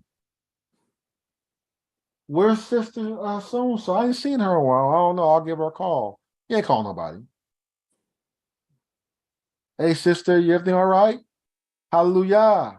You gotta give more than the hallelujah. Put some actions to your words. Get your feet moving to do something. Put people to work. When we went over last week, and you saw how Moses coordinated as a general the people. He set order throughout the entire house of Israel. We have a situation. We can only rely on the Most High Yah for our strength and our everything. This is what we have to do. We need people to watch the women and the children, preserve our posterity. We need fighting men to be on the front lines. I need different divisions of warriors and classes. And how many of y'all got swords? How many of y'all got knives? How many of y'all got spears? All right, we got to work something out. Group together, boom, boom, boom. Listen to your elders. Elders, listen to your leaders. There was counsel and guidance and leadership going on. Where is that happening right now in the house of Israel? Why are we sitting up for hours and hours and hours, week after week, watching videos about the Illuminati and the demonic portals opening up and the darkness and all the evils going on? Why are we just sitting up watching this stuff and nobody's putting why?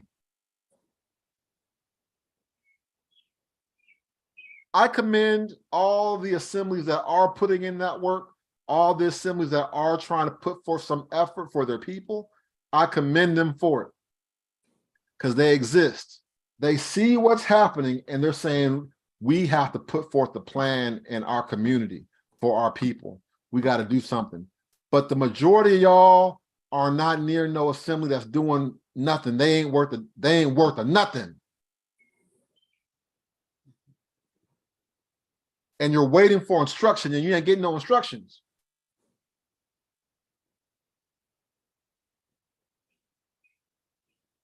And our families are suffering for it. I got to close out and get into this word. This is what I want to say is this, and that's this part right here, okay? We have to work together and collaborate because the answer to our problems are within us. There are people within our community, even right now, like y'all don't know what we got going on. Do you know I got 4K cameras I could use right now and I ain't used them in like a year or two? I got 4K digital video cameras that I could use to start filming content for our nation. There's recording studios and places to go to film things if I wanted to. We could have our own podcast that's righteous and not out here like a heathen. Top-notch quality for the house of Israel. We could actually put our hand to some content. I'm gonna say this last part and I'm gonna be done because I'm venting right now. I've seen too many mockers within the house of Israel. They offer no solution, but they always got their mouth talking about somebody. They always mocking somebody and talking about somebody and cackling and giggling at folks, but they ain't doing nothing. What have you lifted your hand to do? Nothing? Nothing. You ain't made nothing but a YouTube channel or a podcast. That's it. You got your PayPal, your Venmo, your Cash App. That's all you offering folks. Is a YouTube video and a podcast.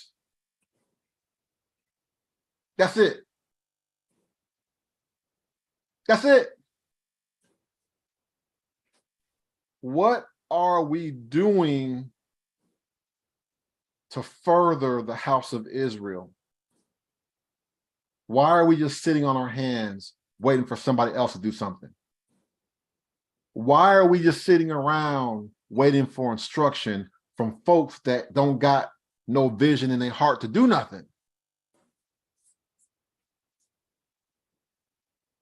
And then you got folks fading away. Because guess what? Life is getting hard. Bills is packing up. They're piling up. Your credit card debt don't hit a new high on your interest rate, and you can't pay your minimum payment. You was barely making your minimum payment before, and now you're over there suffering and struggling. Where is the plan for the house of Israel? Every other nation works together, coordinates together, supports each other, feeds each other, houses each other. Oh, sis, you on some hard times? We got a house out here you can go to and get away and rest for a couple months to get on your feet. And we'll even find a place you can start working and get some money in your pocket. We'll help you transition and relocate to get where you need to go to. And then we'll see about also putting your child in one of our schools. Can we not do that? I think we can. I've talked to many of y'all, and you have the answer that can answer the needs of many of us within the house of Israel. We just got to put our hands to the plow and do it. And I'll say this, it's not a time for us to be scared. You're going to have to take control of your life and the life of your children. You have to look forward to righteous unions, marriages, and leaving a legacy for your children. What happened to being a virgin? When that come out of style, where you're whack, you're garbage, you're a virgin. But these hostile relationships ain't helping nobody none. You should want your son to be a virgin and to marry a virgin. You should want to guide your child in marriage and relationships. And you should want your child to do the same for his children. Because we got too many reunions that have been birthed and born out of lust. And that's a problem. Let's jump into this. Go me to the book of Tobit, starting in chapter 1. If you need to go, you got to go. We're not going to be on here too long, but I want to highlight some key things. And I'm not putting it up on the screen because you should have your Bible ready.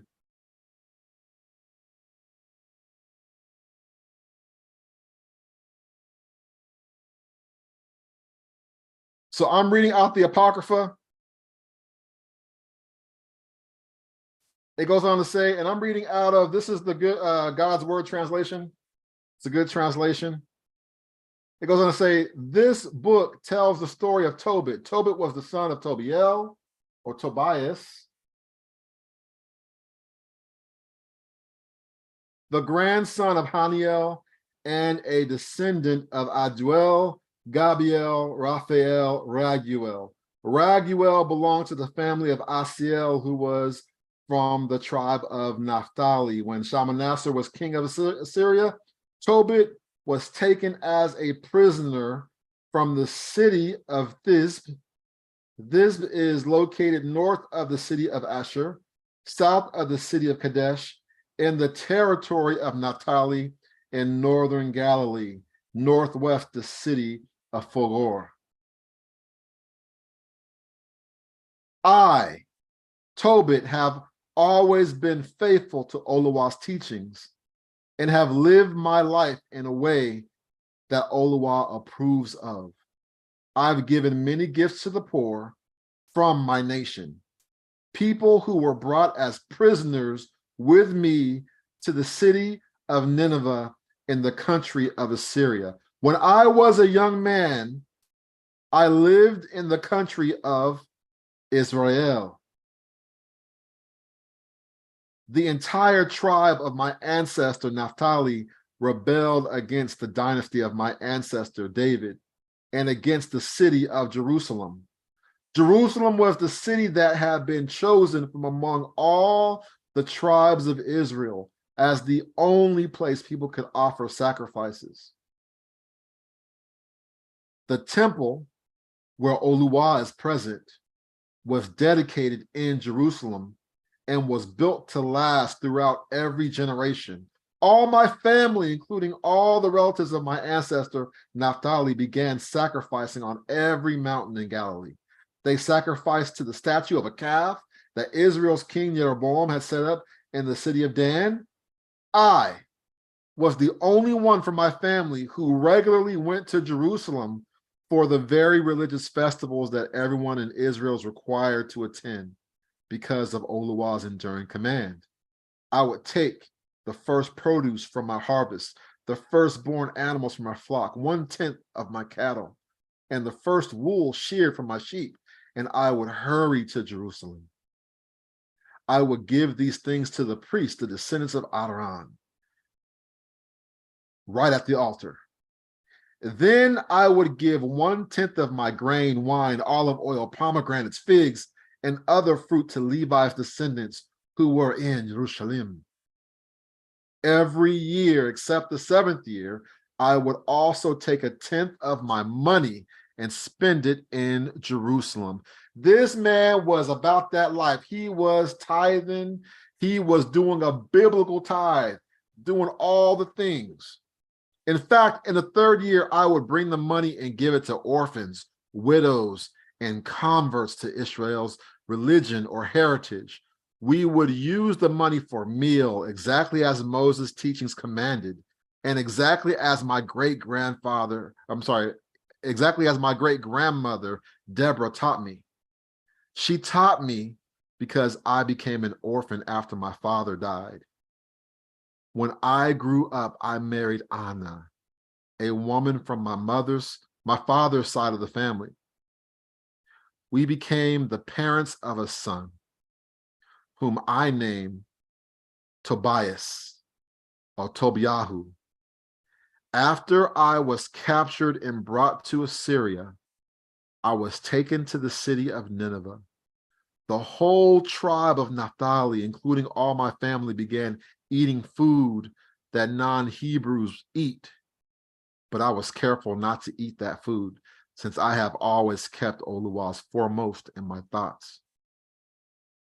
The Most High allowed me to make a good impression on Shalmaneser and became Shalmaneser's purchasing agent. So until Shalmaneser's death, I used to make purchasing trips for him to the country of Media. Once, while I was in Media, I deposited a large sum of money with my friend Gabriel, the son of Gabri. But when Shalmaneser died and his son Sennacherib succeeded him as king, the roads in Media became unsafe, and I couldn't travel there anymore. During the time that Shalmaneser was king, I gave many gifts to those who were poor among my people. I gave my food to those who were hungry, my clothes to those who didn't have enough to wear. If I saw that the dead body of one of my people had been thrown outside the wall of Nineveh, I would bury it. I also buried those who were killed by Sennacherib because Sennacherib insulted the king of heaven. The king of heaven punished him when he quickly retreated from Judea. So Sennacherib killed many Israelites because he was angry. I secretly removed these bodies and buried them. When Sennacherib looked for those bodies, he couldn't find them. Then someone from Nineveh informed the king that I was the one burying these people. When I found out that the king knew about me and wanted to kill me, I had to go into hiding. I was afraid and ran away. After that, all my possessions were taken away. I had nothing left. Everything that belonged to me was taken to the royal treasury. All I had left was my wife, Anna, and my son, Tobias. But less than 40 days later, Sennacherib was assassinated by 2 of his sons. They escaped to the mountains of Ararat, and another son, Esarhaddon, succeeded Sennacherib as king. Esarhaddon appointed Ahikar, my brother Hananiel's son, as the chief financial officer of his kingdom. Ahikar eventually took control of the entire administration. In fact, Ahikar had been the chief of security, the keeper of the king's seal, and accountant, the chief financial officer for King Sennacherib of Assyria. So Esarhaddon kept Ahikar in office. Ahikar was a close relative, my nephew. He interceded for me, and as a result, I was allowed to return to Nineveh. I'm going to stop right there for right now for a quick second. What did you see happening right there? Were you guys able to see how, because of the family ties, because of the relation between the two, they were able to get things done? Do you see how he was taking care of the orphan? He was taking care of the widow. He was even taking care of converts. Before it was like, throw that ninja off, kill him and leave his body out there to be just for the birds and the wild beasts to tear him apart. And he would be like, nah, I'm gonna go ahead and bury my kinsman. That's what he was about. Even at risk of his own life, he had his everything snatched and taken away. His own life, his wife and child were the only thing he had left. But he was committed to his people. Let's keep going. Chapter 2. After Esarhaddon became king, I returned home. I was reunited with my wife Anna and my son Tobias. At the festival of Pentecost, the Feast of Weeks, Shavuot, a wonderful dinner was prepared for me, and I sat down to eat. A lot of food was set on the table. So I had said to my son, Tobias, son, find some poor persons from our nation to share this dinner with me. Make sure he's one of the prisoners taken to Nineveh, and a person who always keeps what? Olawa foremost in his thoughts. I will wait for you to return, my son. He sat there and was like, hey, we got all this food. It's just us. What was on his heart? What was on his mind? His nation. And not just any black folks. He said, make sure they are the ones that were taken captive. Make sure that they're from our folks that were taken into captivity. Bring them here and make sure they serve the Most High. Make sure that they're righteous, that they keep the Most High in their heart. Let's keep going. So Tobias left to look for a poor person among our people, but he came back shouting, Father! What is it, son? He answered, Father, one of our people has been murdered. His body is still lying in the marketplace where he was strangled. I jumped up and left the dinner table before I even tasted my food. I removed the body from the street and laid it in one of my guest rooms. I left it there until sunset, when I could bury it. When I returned, I washed myself, ate my food in sorrow. I remembered what the prophet Amos had spoken against Bethel. Your festivals will be turned into funerals, and all your songs into funeral songs. Then I began to cry. After the sun had set, I went outside, dug a grave, buried the man. My neighbors laughed at me. They said to each other, "He's still not afraid." People have already tried to kill him for burying the dead, and he ran away. Now he's back at it again, doing the same thing. That same night I washed, went into my yard, slept by the wall because it was hot outside. I didn't cover my face. I didn't realize that above me sparrows were perched on the wall. Their worm droppings fell into my eyes and caused a white film to develop on them. I went to the doctors for treatment, but the more medication they gave me, the worse my eyesight begot, until I lost my sight completely. For 4 years, I couldn't see. All my relatives felt sorry for me. Ahakar supported me for 2 years until he went to the province of Elam. At that time, my wife Anna earned money by making arts and crafts like some women do. She would take what she made to her customers and they would pay her for it. On the 7th day of the month,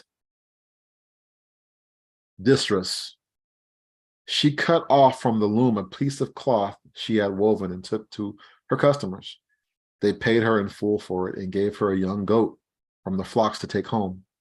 When my wife came home, the goat began to cry, so I called my wife and asked her, "Where'd you get this little goat? You didn't steal it, did you? Give it back to its owners.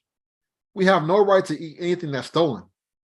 But my wife said to me, "The little goat was given to me as a gift," but I didn't believe her and told her to give it back to its owners. I became very angry with her over this.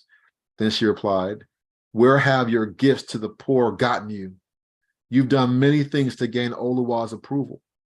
Where have they gotten you? Certainly people can see that you have nothing to show for them." I was very sad and so groaned, started to cry, and then I began to pray. Yah, you are right. Everything you do is right. You are merciful and faithful in everything you do. You judge the world. Yah, remember me. Treat me kindly. Don't punish me because of my sins or because of the sins that my ancestors and I are unaware of. We have certainly disobeyed your commands. So you allowed us to be looted, captured, killed, and to be ridiculed, slandered, insulted among every nation where we have been scattered. Your many judgments are true. Treat us as our sins deserve because we haven't done what you commanded or been faithful to you. Do whatever you like with me. Let me die. Free me from life on earth so that my body can become dust. I'd rather be dead than alive because I have to listen to insults that aren't true. And I'm very sad. Yah, free me from this distress. Free me to go to my eternal home. Don't ignore me, Yah. I'd rather die than have to see so much distress in my life and listen to insults. That's deep, fam. That's deep.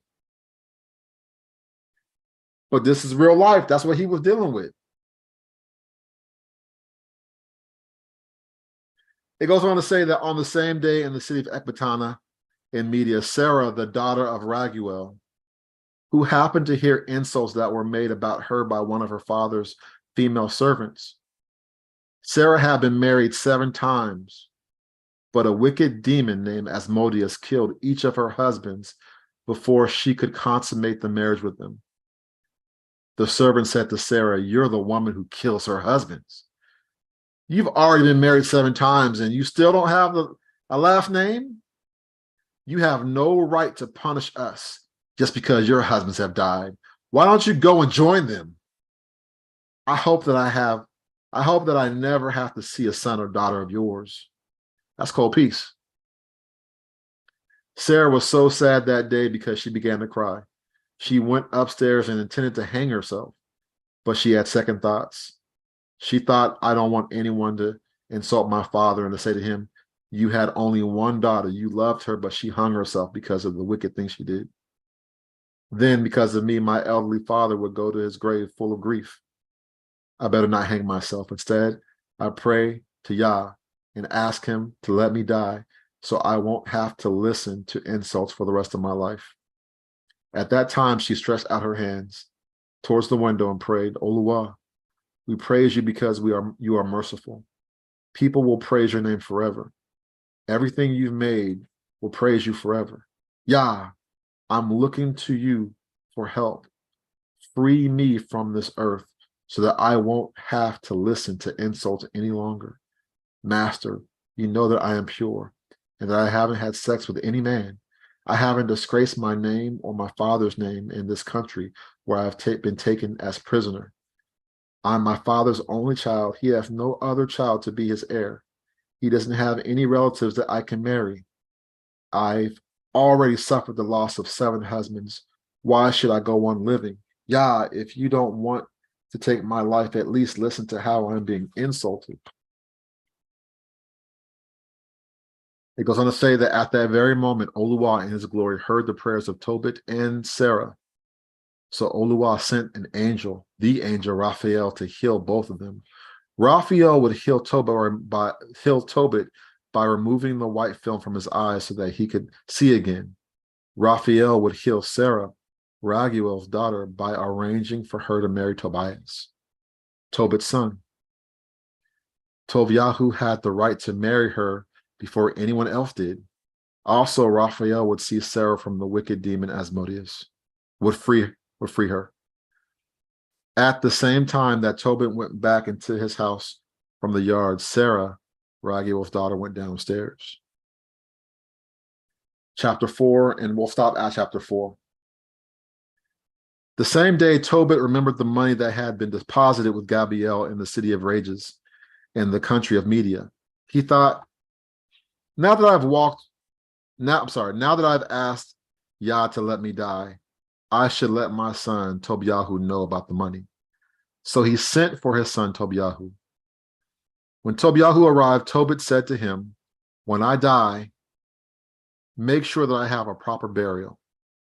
Honor your mother and don't leave her as long as she lives. Do whatever she wants. Don't do anything to upset her. Son, remember that she faced many dangers for you while she was pregnant. When she dies, bury her next to me. Do you see what's happening in that command right there? What's happening? What is he trying to do right now? Obviously, we're talking about some burial plans, but what's he concerned about?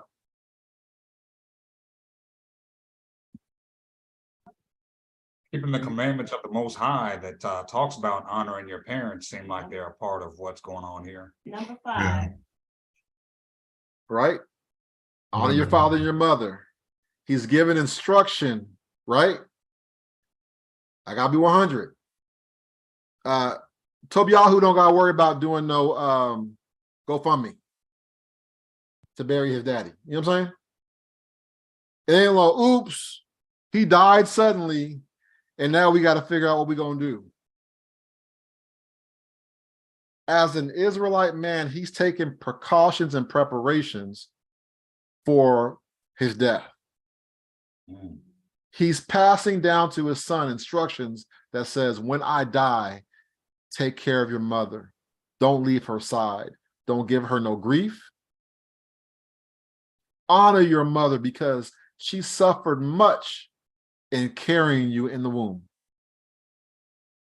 She faced many adversities while carrying you in the womb. And when she dies, bury her by my side. That's instruction. That's guidance. Ain't nothing left for chance. What we gonna do? I don't know. Let me rummage through his things and steal what he got. He's over here planning and saying, listen, son, let's keep going. Son, keep Yah foremost in your thoughts every day. Never be willing to sin or disobey his commands. Do what Oluwa approves of every day of your life. Don't get involved in anything wicked, because those who are faithful to Oluwa's teachings will be successful in everything they do.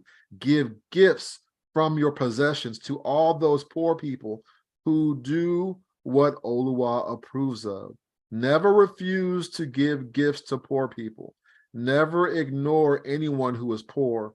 Oluwa will never ignore you.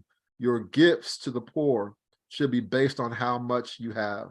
But even if you don't have very much, don't be afraid to give something to the poor. When you do this, you will be saving up for any future crisis that you may have.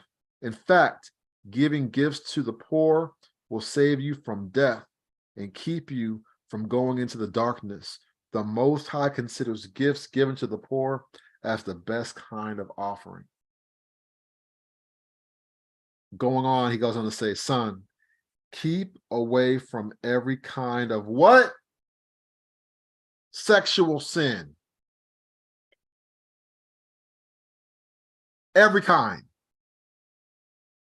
Most importantly, marry a woman who was a descendant of one of your own ancestors. Never marry a woman who doesn't come from our people. Why? Because we are the descendants of the prophets. Son, remember that all our earliest ancestors, Noah, Abraham, Isaac, Jacob, married women from their own people. They were blessed with children, and their descendants will inherit the land of Israel. So son, love your own people. Ooh, wee. Hello. Don't despise the daughter of Zion. Fam. Don't be so arrogant that you were, don't be so arrogant that you refuse to marry a woman from your own people. Come on, fam. This kind of arrogance causes problems and a lot of disorder. In the same way, laziness leads to loss and severe poverty because laziness causes famine. Never keep overnight the pay you owe your hired workers. Instead, pay them every day. If you serve Oluwa by doing this, he will reward you. Son, be careful in everything you do and always show self-control. Don't do to people anything that you would hate them to do to you. Come on, fam. This is your Torah. Never drink so much wine that you become drunk. Drunkenness must not have any part of your life. Give some of your food to people who are hungry, and give some of your clothes to those who don't have enough to wear. Give whatever you have left over to the poor. Never refuse to give gifts to poor people. Place food on the graves of people who have Oluwa's approval, but don't give any food to sinners. Seek advice from every wise person, and don't take any useful advice lightly. Take every opportunity to praise Yah, your Elohim. Ask him to help you lead a decent life and to make you successful in everything you do and plan. None of the nations have Oluwa's plan. Yah is the only one who can give a good plan to a nation. Yah can bring anyone he wants to the deepest part of hell. Son, remember these instructions. Never forget them. Finally, son, I need to tell you that I once deposited a large sum of money with Gabriel, the son of Gabri, in the city of rages in Media. Son, don't be afraid now that we have become poor. If you fear Oluwa, avoid every sin and do what Yah, your Elohim, considers good. You will be very rich. And I will stop right there for time's sake. That is the book of Tobit, and that is the first little section here. We're dealing with marriage and legacy. You can see that in light of the circumstances that he was dealing with, Tobit being blind for many years, seeking medical attention, and it wasn't getting better, it got worse. Yet the Most High had a plan. The Most High had a plan. I'm gonna say that again. The Most High had a plan. And in light of that plan, Tobit made sure to express to his son instructions he would have him to do in the very near reality in case that he would die soon. Honor your mother. Follow the commandments of the Most High. Marry a daughter within your own nation. Don't be so arrogant as to neglect marrying a daughter from your own nation, because he knew we were a set apart people. We are a holy people. And regardless of what we've gone through and what we've been dealing with, it's not appropriate or in order for us to marry outside of our own heritage and history and of our own. So we'll get into more of this later on, but I wanted to highlight this. I thank you for your time. Does anyone have any thoughts in regards to the book of Tobit that we read so far? If so, go ahead and raise your hand, and then we'll pray out and close out.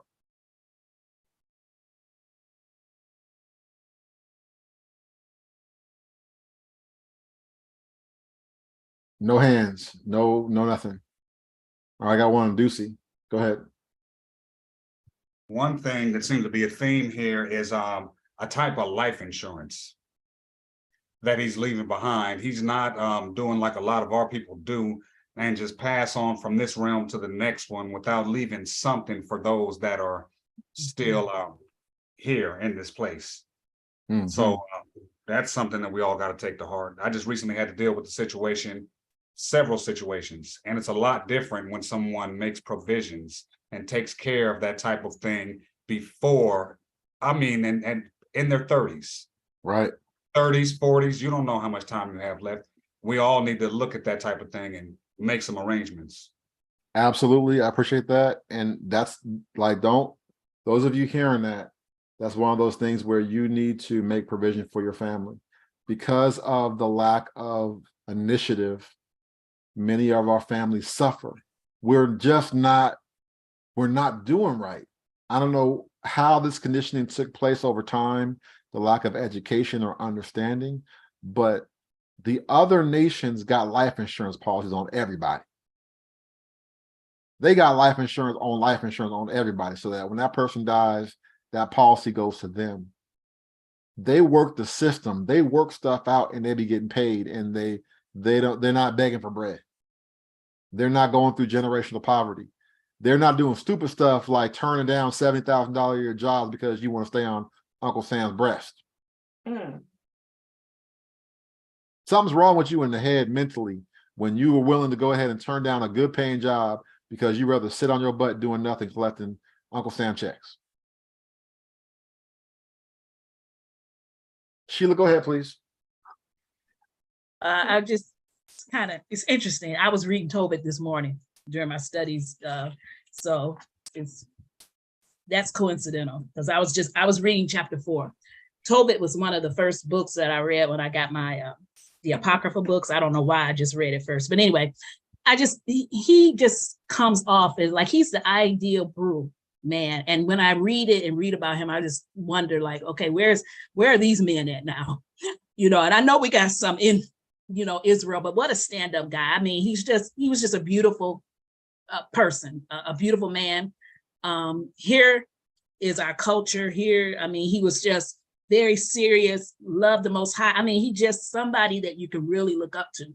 Mm-hmm. And I just really love that about him. I mean, what a great man he must have been. I mean, this dude was burying his people. He had a heart for his people, a love for his people. He taught Torah to his son. It was important. And I underlined all of this stuff about the woman, how he was for real, like get a woman within your own, love your own people. That's what I try to tell people. We got to love one another. Don't despise one another. We shouldn't be despising our brothers. They shouldn't be despising us. A lot of times, I can admit that when I see a Hebrew brother, whether he knows he's a Hebrew or not, and I see him with somebody of another nation, I just think about how many hoops he had to go through, how many dips and turns and fakes and rolls that he had to go through to get that woman, because there is just a myriad of Hebrew women out here.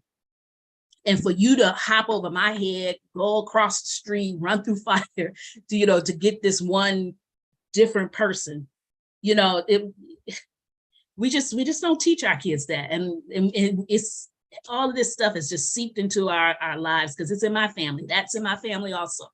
If something's going on where everybody's getting now a non-Hebrew woman. And I'm really torn because I don't want to go to no weddings, and how, so anyway, Tobit he was just a upstanding man. This is a great story when you read it to the end, how the Most High just really worked this whole thing out for him. This is a beautiful book. And Tobit is a beautiful man. Very good. Walter, go ahead, please. I just drew parallels to today, and to see as Sheila kind of mentioned, it is the importance of having fathers and a man who understands Torah and is willing to pass down the truth. And also Tobit had this spirit of set apartness and in terms of just serving Yah without thinking what anybody else was saying, even his wife, right? And that's I guess that's the thing that we all should learn as men, and that I'm learning, in time, right? But in terms of the importance of serving Yah, and in this modern time, that's why there's such a fight to take the fathers away from our homes. There was just this fight for us to not have proper role models, men who understood Torah or understand Torah, and to pass on and model right behavior, because like most of us were not taught the importance of not fornicating, the importance of staying away from sexual sin. It's actually, it was glorified, and if you didn't do it, you were looked down upon, and your uncles and all the men and your cousins would be the ones that would be the ones who would say, "Hey, why are you not doing? Are you from a certain sect?" Right? Mm-hmm. So it's important.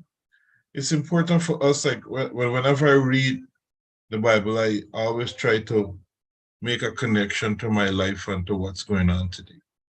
And I realize that even if as a Hebrew we live 100 years ago, 500 years ago, it's these stories are always the same, and somebody's going through the same thing. Very good. Linda, go ahead, please.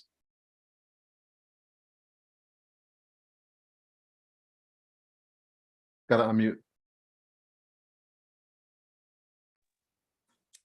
Verse 14, it says,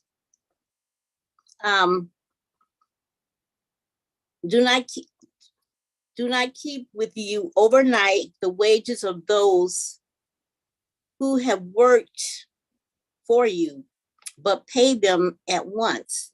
Mm-hmm. And so when you look at today, it's very hard to get paid at the end of the day. They don't, it's 2 weeks now. It used to be every week you would get paid. Now it's every 2 weeks, and that's a long time. They need to be paid. People need to be paid at the end of the day. In slavery, they didn't get paid at all. So they know that they owe, because the Lord said. Very good. Yeah, they got you can't withhold wages, and that's a problem within this nation. They don't want to pay up. They don't want to do right by the house of Israel.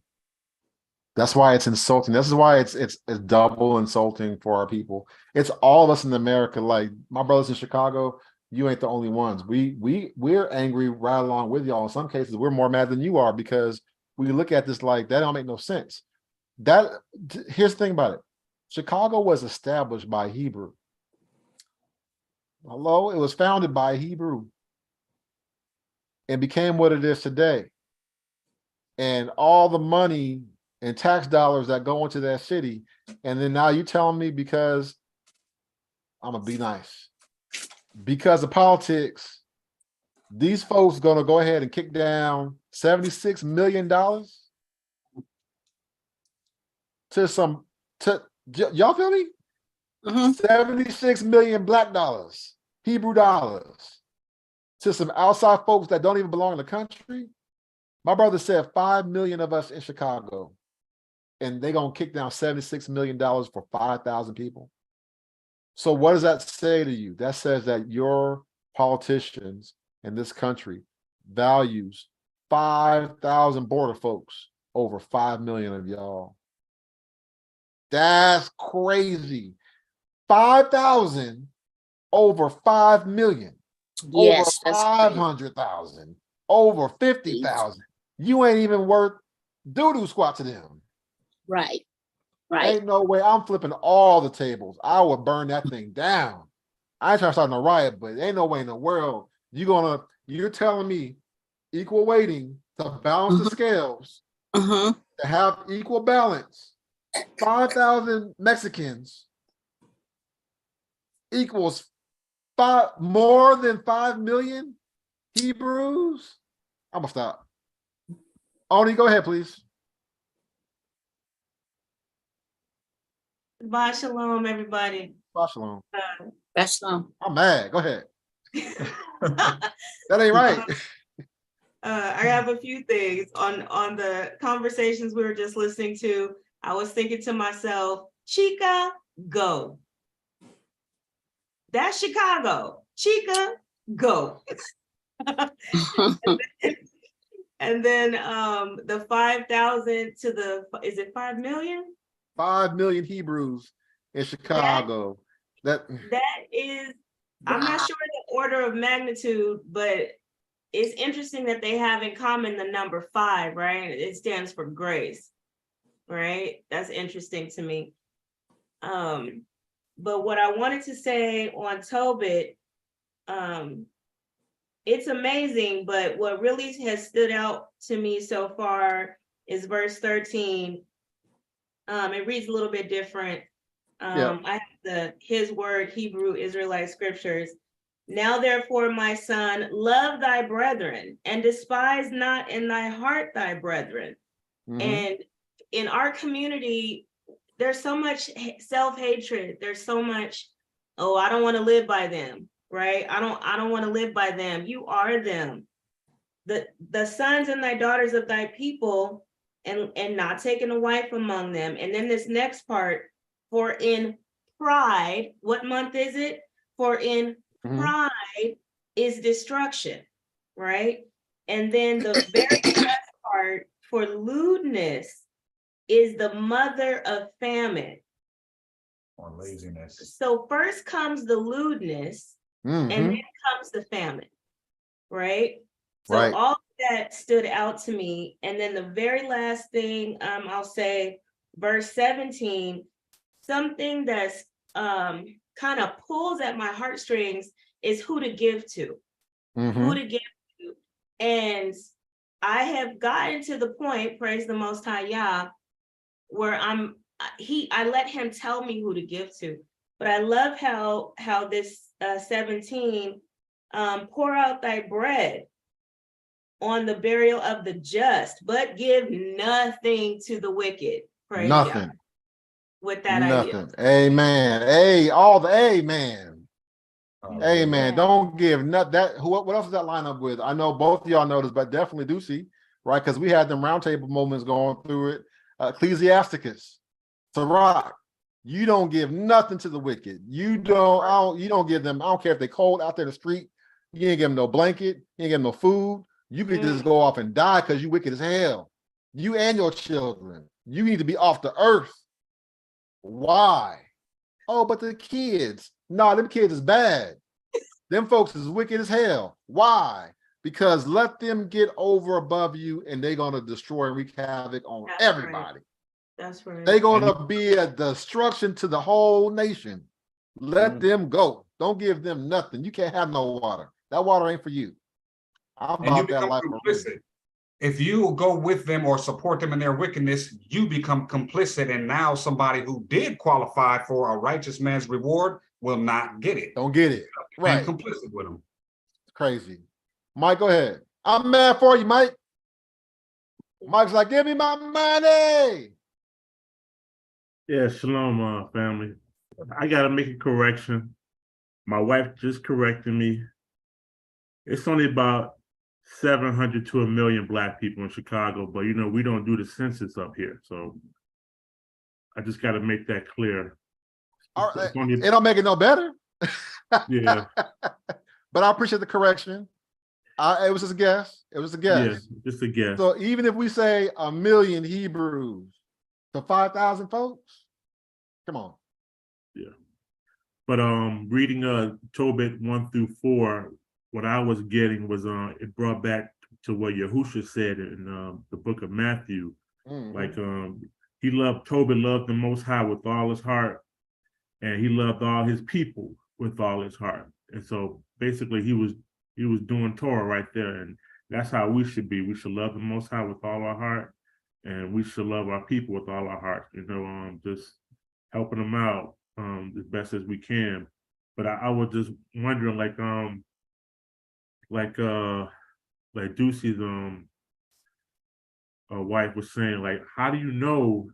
Like when I see a woman of my nation, I usually give her, you know, I help them out without even thinking about it. But when I see a brother on the street, I'm not knowing how or if I should, you know, if I should help them or not. You know, I'm not sure. I'm looking at their stay. I'm looking at how they walk, how they talk. I'm not sure if I should even help them.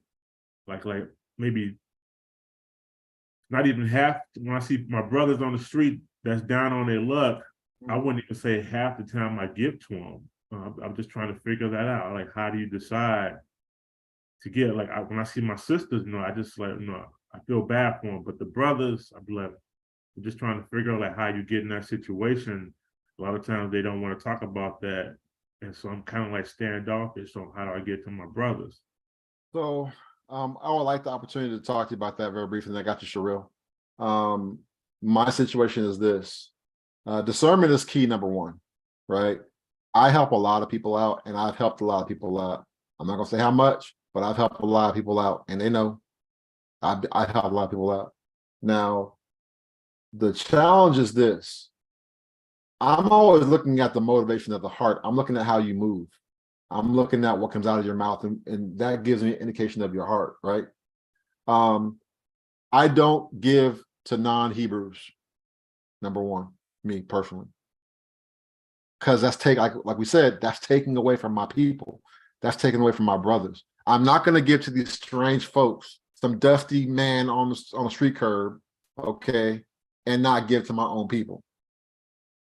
That don't make no sense. Hell, I'd rather trick that money off and give it to my wife to go do something with than to just go ahead and give it to some raggedy, dusty dude from another nation that don't got no love for me and my people and my children.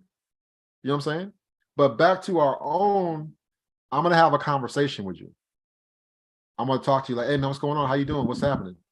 I want to get a feel for why you on the curb, why you on the stoop, why you over here looking like this? Like what's happening with you? I'm gonna actually have a conversation with you. You know what I mean? Now I will tell you this. I did a post on HebrewConnect about this because it's like a man that's working, a man that's striving to do for his family and his children, I'm gonna always support you. You got my support. Okay.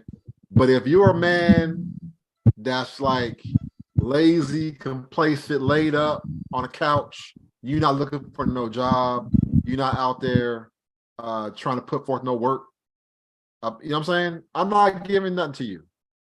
You know, I put a thing up there like for HebrewConnect, we have a means for you as an Israelite to receive funding for like a funding campaign if you need some assistance, right?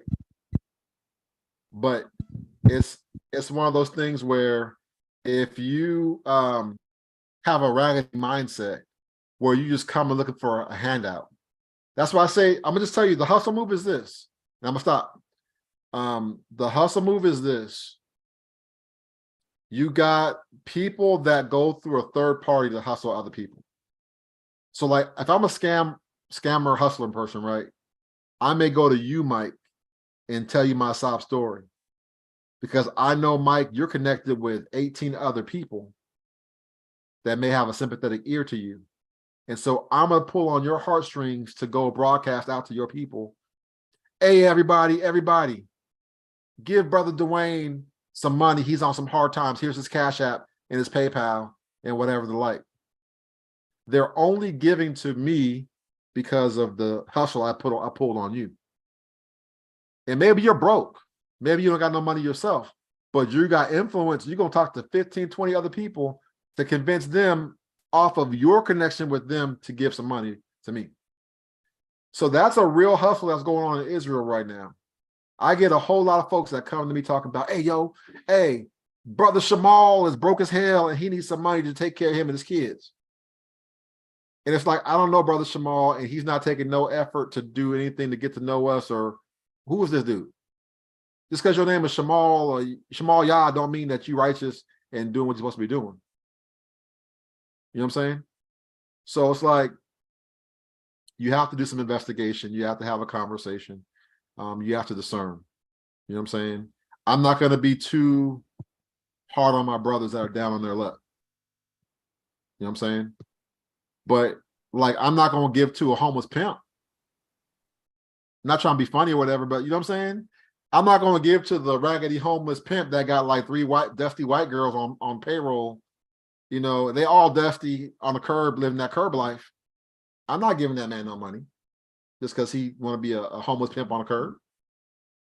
You know what I'm saying? So I just pray wisdom and discernment. A real man is a man that's out here doing what he got to do, and he can articulate to you, hey, I fell on hard times, I got sick, or I got injured, I lost my job, I had a mix-up at the court, and I went to jail for a couple days, and I lost my job. Something, I need to talk to me. But like, you just laid up on the couch, or you roving around in your mobile van from 1942, talking about give me some money, right?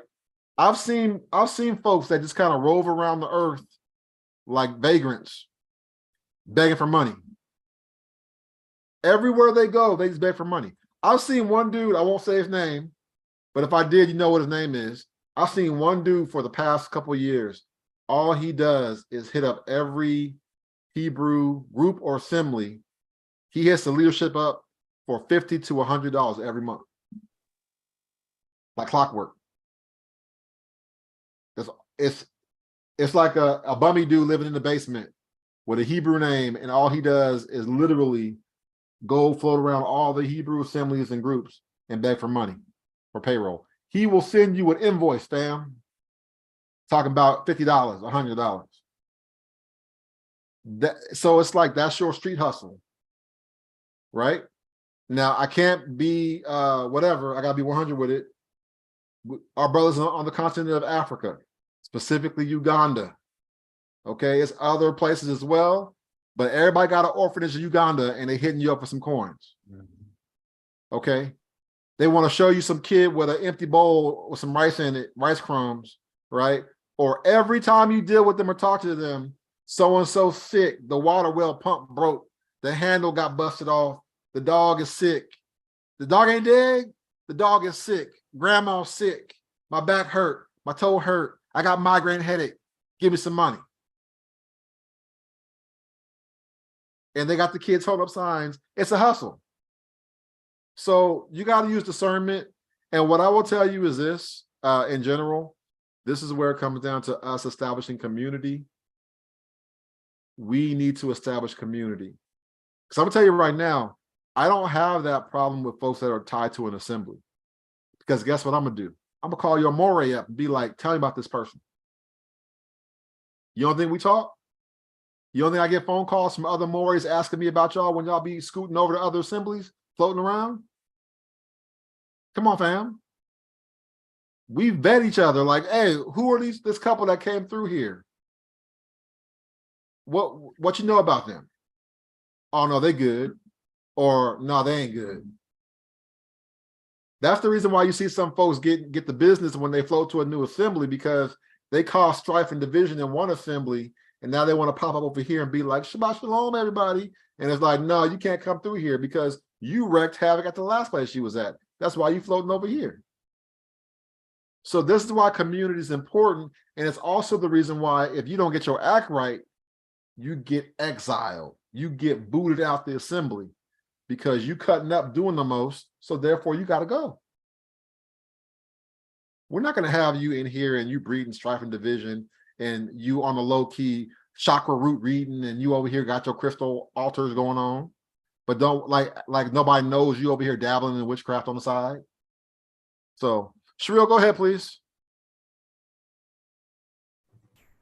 Yeah, only mentioned brought out some of the points that that I saw that, you know, keep going, it's fine. Spoke to me, the giving. Tobit, it's clear to me that Tobit had the Ecclesiasticus rules down pat. He knew what he was about, where the laws are, and he practiced what he preached, and that was evident. And it really struck me that, you know, in verse 21 of chapter 4, when he was admonishing his son, you know, that don't be afraid that we were made poor. So in this walk, it's going to be very difficult for a lot of persons. We're going to meet up on some very challenging points or situations in our experience. And we shouldn't be afraid to stand up for what we believe in and know that there is a cost.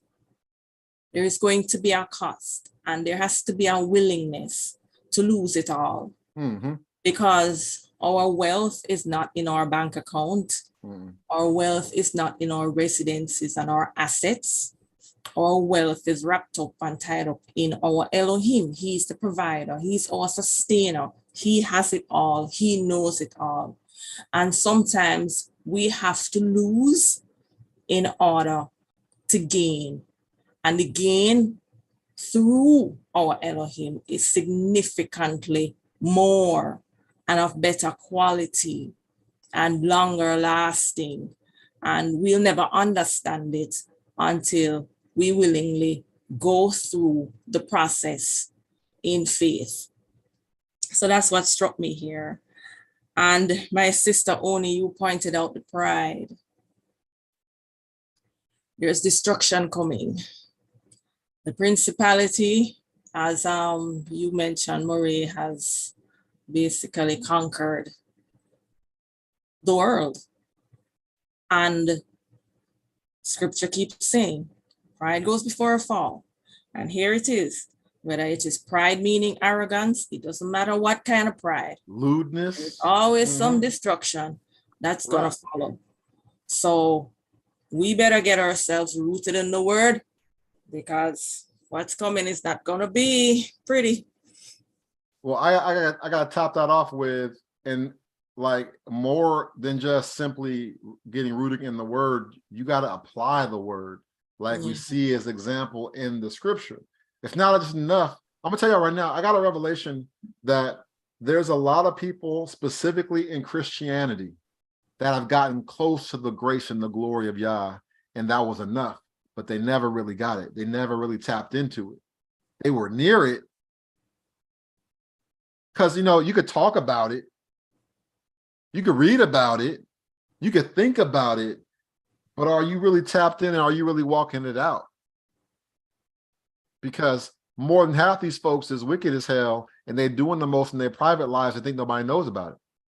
You got pastors out here messing with folks in the assembly, in the congregation. You got worship leaders doing the most, messing with folks in the choir stand.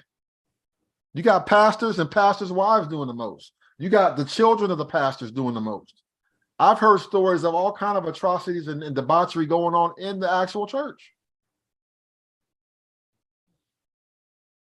You know what I'm saying? So it's a whole lot going on. It's not just enough to read about it and think about it and like, okay, I'm thinking, loading. Oh, yeah, y'all's good. What are we doing to apply that we're reading about in our own lives? Are we even doing things like passing this type of information down to our children? Y'all got children? Have you sat your children down and actually talked to them about this kind of stuff? It's not enough to just read about someone else doing it, or, okay, it's a story from a long time ago. What are we doing in our own lives? That's the reason why you can get these Christian folks get up here. They can read our own book and they interpret it how they want to. And they could have all these messages and sermons and sing songs, but their life is trash. And there's no real change in their heart. And the thing about the Most High that we all see is he is about your heart. He don't care about the external things, and your heart is not right. You could look at Tobit and go, even in the extent of how his life went, he had a heart for his people and the Most High and his covenant. That even with the blindness, even with going to medical attention for years, not getting no better, he was like, hey, you still do right and do these things. These are the principles you got to stand on. You know what I'm saying? We got to, with the darkness that's on this earth right now, this is what I'm saying. I ain't trying to die. Okay? I'm not trying to have my children die. My 15-year-old daughter or my 13-year-old son die in this darkness. I want to establish something that even when I die, like Tobit, there's something, a hope for my children in the future. Right now, there's no hope for my children based off of what I see Israel doing, because y'all ain't doing nothing. We ain't doing nothing. What, like, trick a video, talking about the Illuminati and the darkness and the devil man and the computer man and the digital age jank and all this darkness. What are you doing? And it's not just, well, I'm just going to hope and wish and read. Meanwhile, the enemies are actively, tangibly slapping you upside your head. They are messing and destroying your children up every day. Every day, our children, our nation is being destroyed, and we do nothing. We do nothing. Oh man, wait till I see this next video I drop. It's going to be fire. I'm going to get all the subscribers. Make sure I put that Cash App and PayPal and put the OBS slide on there. It's going to be, oh, amen. Praise Yah. Oh, let me get that subscription to Envato. Let me go ahead and put that B-roll footage in there. Oh, I got a perfect song for that. It's going to be a viral. What's happening with community? What's happening with your wife? Do you have a wife? What's happening with your husband? Do you have a husband? What's happening with your children? Are you even teaching your children?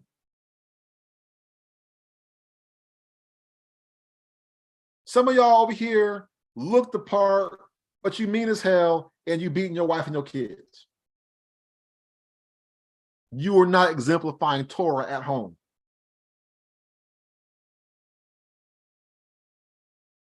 We could talk all this stuff, but community. You don't need no more word. You don't need no more word. What are you going to do with the word that you already have in your heart? What are you going to do with the word you've already received? The times that we get together can't just be I'm going to sell you some soap or some lotions and try to get an Etsy come up or a Shopify store. That can't be the only reason why you want to reach out to your brothers and sisters, is because you want to sell a t-shirt. Other than that, you can't really be bothered with nobody. Other than that, you can't take no phone calls. If you can't do something for me to help my pocketbook and my coins out, then I really don't want to really be dealing with you. No, I don't really feel like that. I'm going to stop. Debbie, go ahead. Yes, Marie, I just wanted to make 2 comments when Brother Mike was saying he wasn't sure how to handle it when it comes to a homeless brother. For an example, my daughter and I was together. We had just left Popeyes. We got 6 pieces of chicken between she and I both. Young guys on the corner with his sign up, well-dressed, built brother. I stopped and I offered him the chicken. He said, I don't want no chicken. I mean, really ugly attitude, right? I don't want no chicken. I want $1. I'm trying to get my car fixed. I said, well, sir, I can't help you with that. You know, and he went on and on and on with his spiel. The homeless population has really grown here, and I find there are more younger people now becoming homeless. When I say young, I'm talking about like in the early 20s. Absolutely. So it's real bad here in Louisiana, you know. But as you told him or you suggested to him, you have to be prayerful. You most definitely have to have the spirit of discernment, because a lot of them out here also run games on you too. Absolutely.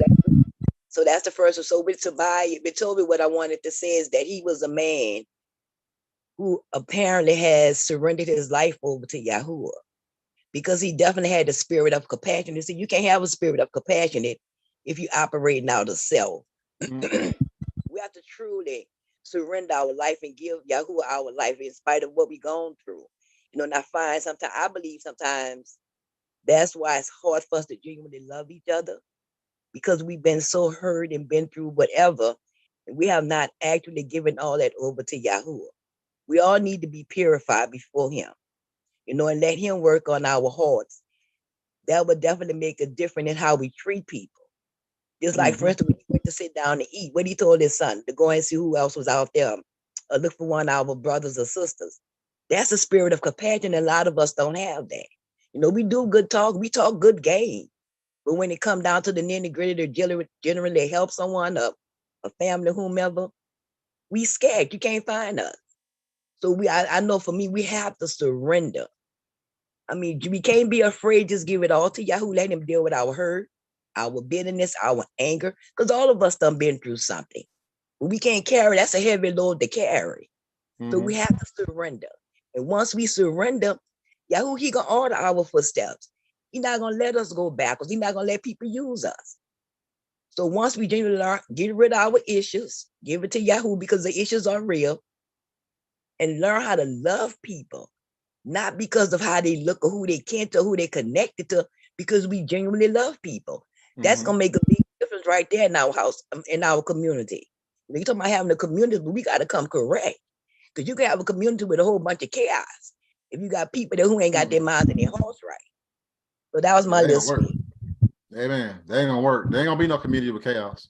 You first off, at this stage, nah, because most folks are scary acting and they're too self-centered to even go that route. And what I will say is this also, you're just not gonna get no community when you got to have trust. If there's no trust between you rallying the folks for community, it ain't gonna work, because it's a matter of it's my life, it's my children, it's my wife or my husband, and I'm taking a risk in getting connected with you in this way. So what I will say is this: if there's anyone else that's looking for or looking to establish community, you got to have structure, you have to have leadership, you have to have guidance, you have to delegate authority, you have to have a vision, and you got to assess to make sure folks is on that vision, because if they got their own thing going on, it ain't gonna work. It's gonna fall apart. You know what I'm saying? You got to make sure you have people that are in line that are going to stick with that vision, and if that changes, they got to go. You know what I'm saying? Because it's going to disrupt everything. You know what I mean? I've seen assemblies split apart off stupid stuff. But part of that comes down to not looking to face issues that are there. So you really gotta, you gotta, everybody gotta be 100. If there's any like shady stuff going on, all this backroom deals, backroom conversations, backroom meetings, side conversations, ulterior motives, it's a wrap. You can't have that. Everybody gotta be 100 about what they really about and what they really want. Otherwise, it's not gonna work. Community is possible, but you can't have, you have to have strong leadership. Like, I can't stress that enough, because I've seen it where there have been leaders that did not want to have the position of leadership, and they want to shirk responsibility onto other folks completely. And so now you got unelected, unqualified people trying to lead, and it's going to lead to destruction, because they're not ready or in a position to really see that thing through fully. So then it falls apart. So now you got 2 different assemblies or 4 different assemblies going on. It's just dumb. But the key thing I will say is this, and I see you there, Linda, is we have to be able to sustain ourselves, right? So the idea of being in the middle of a desert somewhere, living in community bubbles, that you're too isolated and cut off. How do you sustain that? How do you sustain that? Like you need to be set apart, but being set apart is not like living on top of a mountain somewhere isolated with no life. Like folks gotta work, they gotta pay bills. And until you can get things established and get infrastructure in place, don't be talking about like you're gonna be in a campsite for 20 years until Most High come back.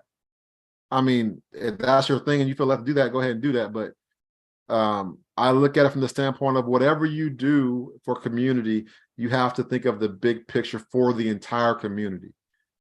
Healthcare, right? Education. You have to think about basic sanitation needs, right? We're not going to be out here, oh, I got to go poop. Where's my shovel at? And a banana leaf. You know what I'm saying? And then you got to go walk out 100 meters to go poop in the woods or poop by a cactus. And then you got to go, like, anybody doing all that right now? It's 2023. We ain't doing it. You know what I'm saying? So there's some balance there. We just got to figure it out. Like, we could come together and buy a subdivision. We could come together and buy a town, a small town. It just comes down to pooling your resources and money together to get the things you need. Like, why we got to reinvent the wheel on everything? If there's a fully intact town that ain't like a nuclear dump site, why can't we go into that town, buy it out, renovate it, and establish it according to what our desires are? Or we just all kind of like no different than what the Chinese do or the Mexicans do. I don't care if they're renting an apartment or whatever. They come in, they buy up little areas, they all live together. They start working in the community. They pull their resources together. Next thing you know, they open up little shops here and there, and they start buying out local businesses. And then the money from that community goes back into their community, and they just keep going through. If anybody that knows, you know, like Hispanics, for instance, I'm from California, so my connections are going to tie between Hebrews and Hispanics, Hebrews and Asians. What you're going to see is that when the cycles that happen is that the Vatos will come through and they might be there for the next 5 or 10 years. Let's say 5 years. 5 years. They're going to have a cycle of 3 to 5 years where they come in, they're renting these apartments, right? They don't speak no English. They Vatoed out. Next thing you know, they pull the resources together. Now they own a liquor store, or now they own a laundromat, or now they own something, a grocery store. They got something, okay, or a Mexican food joint. And the profit from that the entire community participates in goes back into their people. They're sending them to school. They're sending them to trade school. They're literally creating a pipeline. I'm going to send you to go learn how to do this. I'm going to send you to learn this trade and this skill. You're going to shadow me on my job. I'm going to bring you up as an apprentice. Don't ask no tell, not the gay stuff, but don't ask no tell about whether you legal or not. Hey, he's good. And we're going to be on the work site together. And then I'm going to cut a check from my check to you. Put some money in your pockets. What happens when the Asians come over here from other countries? Illegal as hell. What happens? They stay with somebody's auntie, right? They're working in a nail shop. They can't, listen, do you think all them Asian folks just automatically know how to do nails? No. They just, with somebody that got a nail shop, you got some untrained person without a license doing your nails and you handing them your real cash flow dollars. And that's being used to fund their community. And next thing you know, they done bought up the block. Like, it's a strategy. We only ones walking around here with no strategy. You got your kids walking around here talking about, I want to be a rapper or a ball player. So if I'm not rapping hip hop, if I'm not out here doing that, then I want to be I got to have a basketball in my hand, or baseball in my hand, or football in my hand. Or I'll be a boxer or an MMA fighter. That's what you aspire to be? The other nations are strategizing, and they're literally enabling their youth to come up and get trained up and get skilled. Hey, young man, you looking at getting married soon? I got you. Come work with me. That's community. Man, let me go ahead, and then we're going to get off here.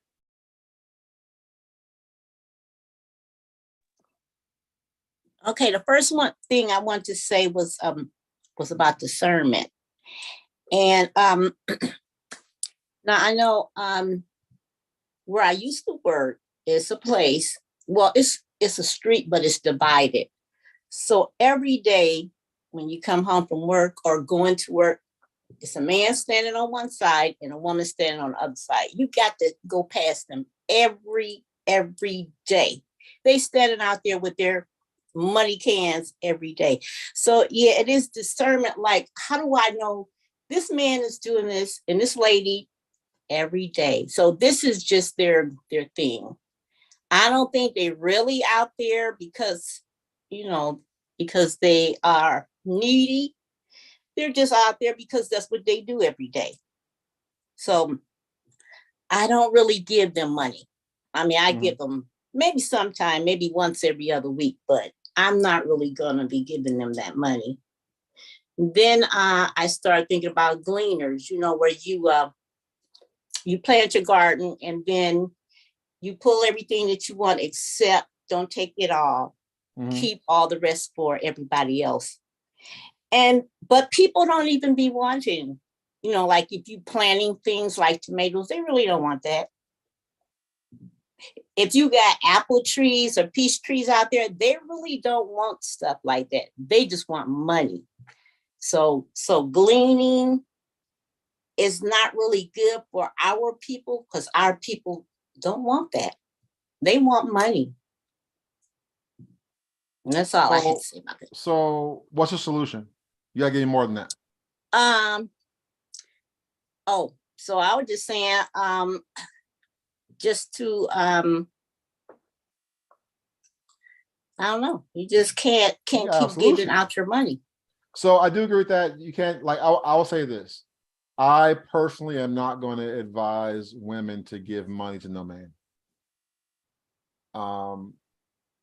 There are circumstances where you might be led to do that, but in general principle, I feel like a man should deal with another man, and a man can, under certain circumstances, deal with a woman, but really it should be a man with a man and a woman with a woman. The risk is, I feel there is that the level of lawlessness that's out there right now, it's already dangerous enough for you as women out there as it is. Y'all are already hypersexualized, and you got these folks, they got a perversion spirit on them anyway. I'm talking about all people.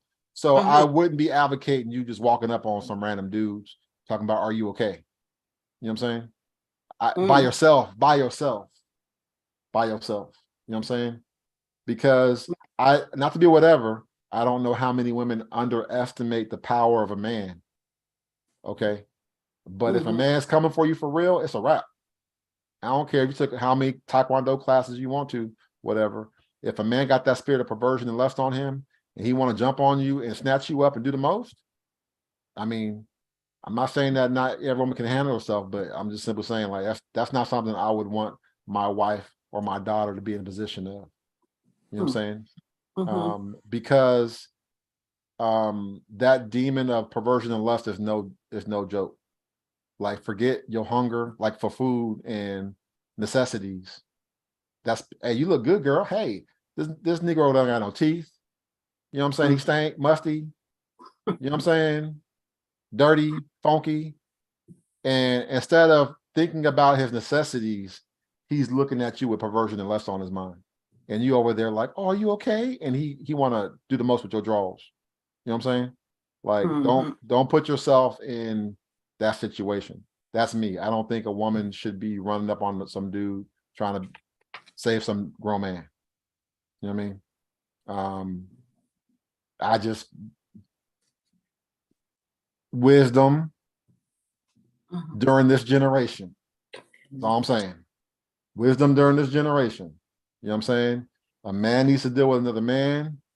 A woman needs to deal with other women. A man can deal with a woman, but you gotta be careful because you just gotta be careful. I definitely will be cautious about that. What I will say is this though. You made a comment that our people are not good for gleaning. I don't completely agree with that.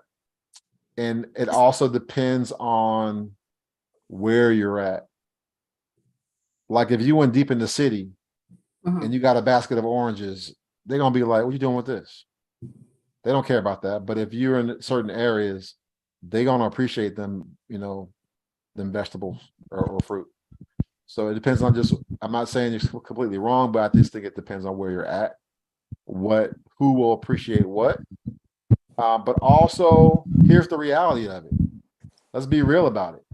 We have lost a lot of skills as a people. This is why I stress for us for community, because some of y'all can cook, some of y'all can, some of y'all got some old school wisdom and knowledge and understanding that needs to be passed down to the future generations. Because what, you gonna die because it didn't come in a bag at a store? You know what I'm saying? We need to know how to pull something out the ground or off a tree and do something with it. You know what I mean? Yeah. Like, we can't be sitting there if it didn't come in a plastic bag, we don't want it. We have to learn those skills. Like, go make you some collard greens. Do you even know how to make some collard greens?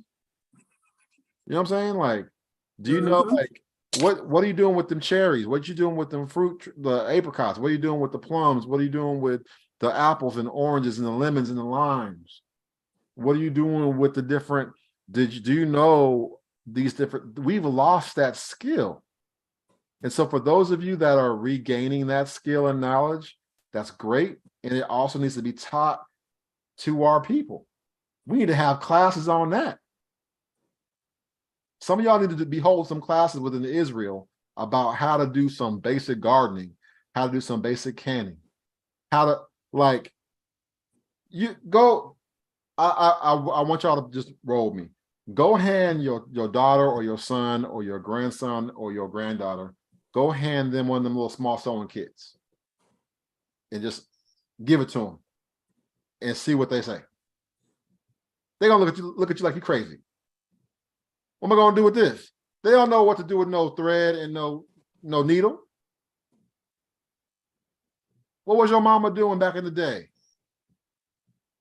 This is your brother's clothes or your sister's clothes. Let me go ahead and bring that in real quick. Let me sew that up on the side real quick. Cinch that up real quick. You good? Go. Boom. Why have we lost? It's like our hand is broke. We got autism or some type of epileptic breakdown in your hands where you can't do what's going on. You can't move. Something wrong with your hands that you can't function right. You done lost dexterity in your hands and fingers. We have those skills. Even if we've lost them, we have to regain those things. That's why it can't die with us. It can't die with you. Where you have like our sister that's like, she got skills, talents, and abilities, but her assembly's not really utilizing her other than her hands to hold some plate of food. Why is her assembly not saying, what can you do? What could you train us up in or teach us in?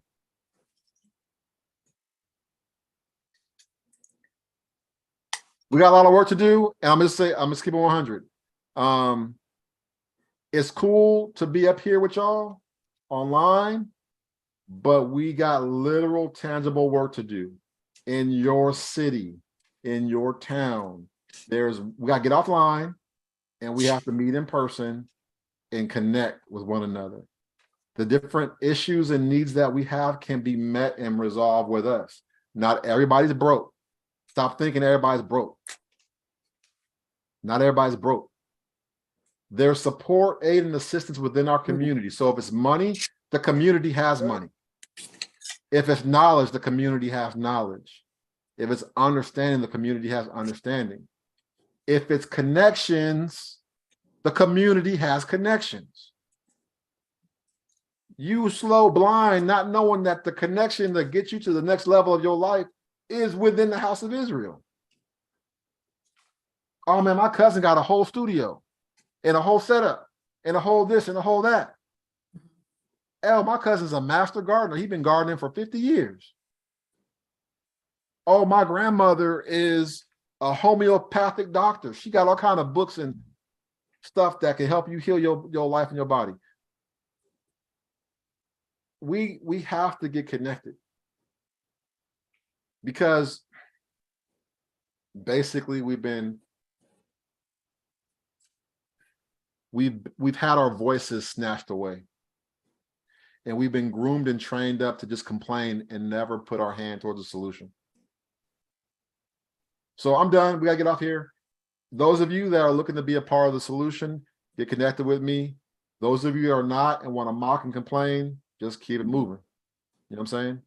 But this is where I'm at with the house of Israel. I cannot wait. Period. I just can't wait. I can't wait. Just we sitting around here doing nothing. Okay? Because I'm gonna say this. This is the reason why you're looking up and some of your favorite Hebrew influencers are not in the continent no more. Hello, I'm gonna say that again. This is the reason why some of your favorite influencers and content creators are no longer in America no more. They just up and left and didn't tell nobody. They've been making moves behind the scenes, and y'all Negroes ain't doing nothing, and nobody wants to collaborate and do nothing. So it's gonna be about me and mine. I'm gonna make sure me and mine are straight, and so deuces. And now they're not even in the country no more. What's it gonna take? You gonna look around? You gonna wait to look around to see? Oh, reaction. Where'd everybody go? What happened? Where'd Maury Dwayne go? What's everybody doing? You were slow, not doing nothing. You was over here sitting on your hands and not trying to put in no work. You missed the move. What were you doing? The Most High always moves through his people. People act like the Most High just do stuff out of nowhere and don't even. The Most High Yah deals with his people. He moves through his people. He don't do nothing without moving through his people. Those that went counter to the move of Yah just got left. They got cut off. That's it. Like I said, we all could die on the continent of North America. We all could just be gone, and the Most High could still fulfill his promises, and they still be singing songs talking about we on the way to Zion. We have to. I'm done. I'm concerned about the Israel. I'm concerned about y'all because there's too many of us that have been lulled to sleep, complacent, and you are pretty much content with getting squeezed. They're lying to us every day in this country, in America. They're lying to us every day. And it's the have and the have-nots. I don't care how much money you have or how broke you are feeling the economic downturn in this country. You are seeing played out in real life the issues. I used to fill my gas tank up for $20. Then it was $30. Then it was $40. Then it was $45. Then it was $50. It takes me roughly $110 to fill my gas tank up.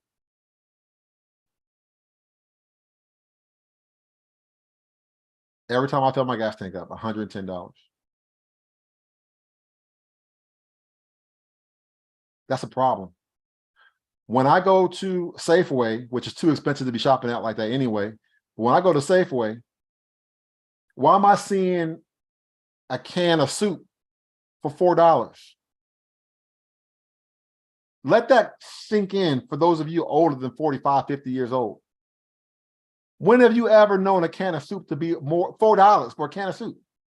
A can of soup be like 25 cents, 50 cents, 75 cents if it's on name brand, $1, $1.25 for some soup. It's a can of soup. It's a can of soup, fam. The reason why some of y'all don't feel it is because of all this processed food junk. You're buying stuff that ain't even classified really as food. You're eating trash, garbage, fast food, trash, garbage, and we wonder why we big as houses today. Why we all just getting swole all of a sudden. Like, why are we all hella big? Why is it when you look at Israel, listen, black folks, AKA Hebrews, we ain't never been this big before in our life. We've never been this big before, even as Black Americans, right? As Black Americans, we have never been this big before. When is it that you look around and everybody's swole? Bam! Everybody's swole? That don't make no sense. How is it that everybody's swole? Why is it that when I look at your assembly videos, all my brothers as big as hell? Why? Ladies too, you swole too. Your arm look like thighs. We're not eating natural. We're not eating like we're supposed to. We're not even working out like that. We have all these health issues going on in our bodies and we don't know why. They are doing stuff with the food and the vegetables and the most. This is why it's dire. This is not a game. This is not something to be passive about. And it's like, I don't like pleading like this with you all or venting like this, but it's like, if I could just help one person wake up, it'll be worth it. We gotta change. How are you 32 years old and you swole like you swole? You like 40, 50, 80 pounds overweight. Something's going on. It don't make no sense that the majority of Americans, period, are just swole. And then Black Americans are just swole. How are you 26 and cute and you swole? I know that weight is an issue. People don't like talking about it, but we got to look in the mirror and go, you know what? I'm getting kind of round around the face. My neck is getting kind of swole. Man, my gut is, I don't know. I gotta buy a new belt. The pants don't fit no more. That dress don't fit no more. It's hocking up on my booty. Something wrong.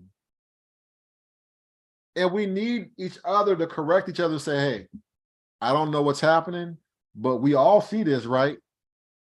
It can't be that everybody's swole.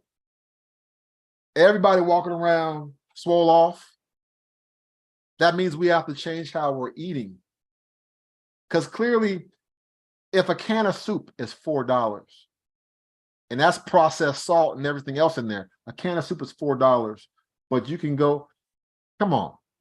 Have you not, I'm gonna stop, I gotta stop. Have you not noticed that food you used to order months ago, years ago, has gotten smaller in size? The portions have gotten smaller, right? It's kind of like going from like let's say a Carl's Jr. burger or Hardee's burger. They went from like the regular size patty to like the little double cheeseburger patty, and you didn't notice? And you paying the same price, if not more, for less food? They're pushing all these starchy foods. Okay, last thing I gotta stop. I apologize. The last thing is this. The revelation I got was this. We have been conditioned to eat GMO food. And when I say that, I mean deeper than, okay, Monsanto and GMO jank. What do you think is happening to our bodies when we eat these foods? I'm talking about natural foods. I'm talking about plants and vegetables that have been modified to have no seed. They have no life in them. They're dead plants. They're dead fruits. They're dead vegetables that are abomination. You eat an abomination food. These are abomination foods that you can't even reproduce them in the earth no more. You can't they neuter the food and the fruit, so that if you were to even take what's left of the little nubby seed and put it in the ground, it will never yield anything, because they want you to be 100% dependent upon them for what they provide. They don't want you being able to go ahead and plant your own grain in the backyard, plant your own rice in the backyard. Most folks think that rice come in a bag at the store, not knowing that rice come out the earth. You feel me? Like there's a sickness. Our bodies are getting jacked up because we're eating this GMO food. I'm gonna get off here. Y'all have a good night. We got issues. We have issues that need to be dealt with. Those of you in an assembly, you got issues that need to be dealt with. We got to do more than talk about the devil's draws and the evil darkness coming upon the earth and the wicked beast system. What are we doing to provide solutions for our people? You have a platform and all you doing is sitting there talking about the devil. Or how many times are we going to recycle through content through the scriptures? This is the reason why there are so many assemblies being led astray. Because they dabble in the Kabbalah. They're hunting and looking for something new because they don't want to put their hand to work. It's like someone that's book smart and street stupid. You want to get in the book and you want to be like a 30-year student. You 35, 40 years old, a forever student, and you've never had no practical application in real life. You've never utilized what you supposedly have learned in the real streets in real life with real circumstances and situations coming at you. How much more of the scriptures you got to get into before you put your hand to the plow and start doing something? When are you going to create something? When are you going to create something? Why are you hunting for the next book? Oh man, I got the Apocrypha now. I'm in there now. Oh man, I'm in 2nd Maccabees chapter 14. Hey man, let me get up in here. What happened now? You ain't doing nothing. It's good to have this, but what are you applying to your life?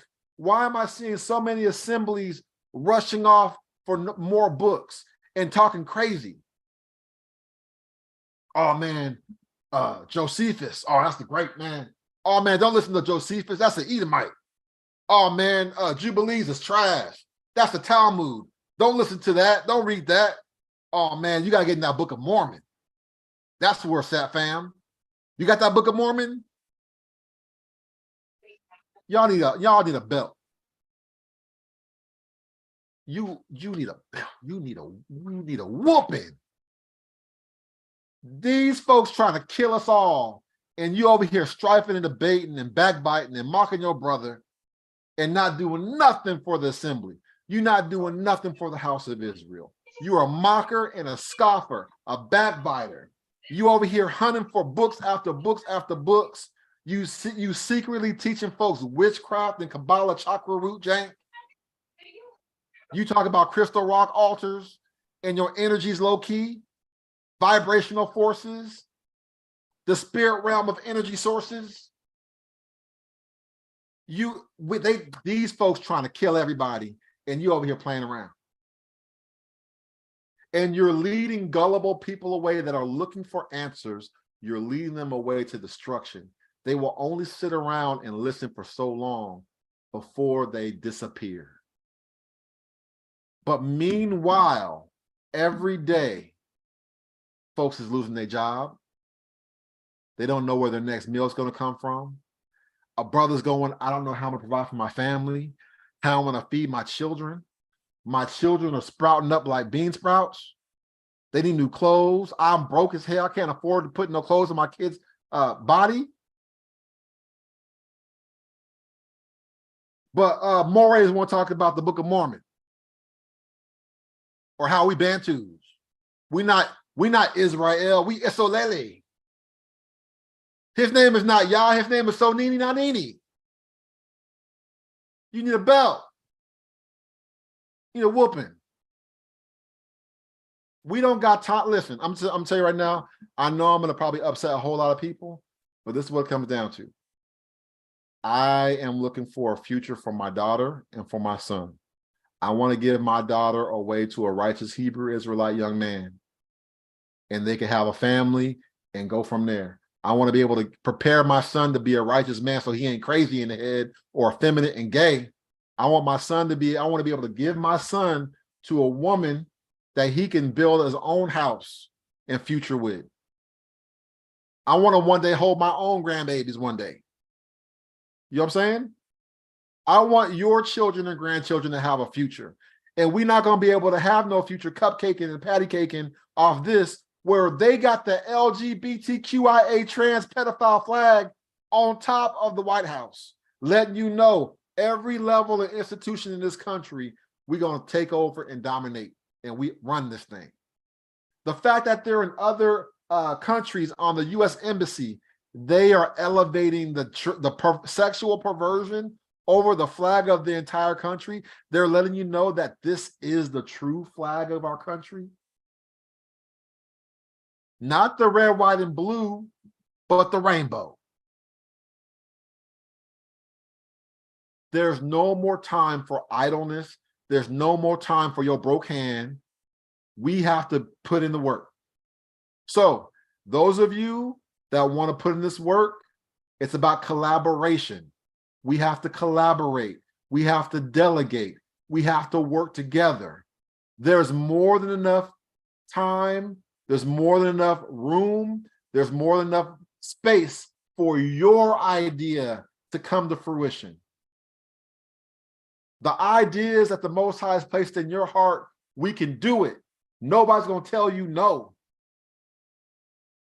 If the Most High gave you an idea, let's work together and collaborate to do it. Well, Moray, I don't have a skill for that. Well, go to school. Get you a skill. Like, we can't send you to school to learn the trade or figure something out. Well, Moray, I sure would love to play the violin. I just don't know, and I'm 45 years old. We will rent you a violin and get you some lessons. Moray, I would love to be an author and write some books, but I don't know where to start. We will take some classes. Well, Moray, I would love to feed the hungry within our community and build a garden. I'm sure we could find some folks that know how to do something with a garden. I'm done. Y'all have a good night. I love y'all.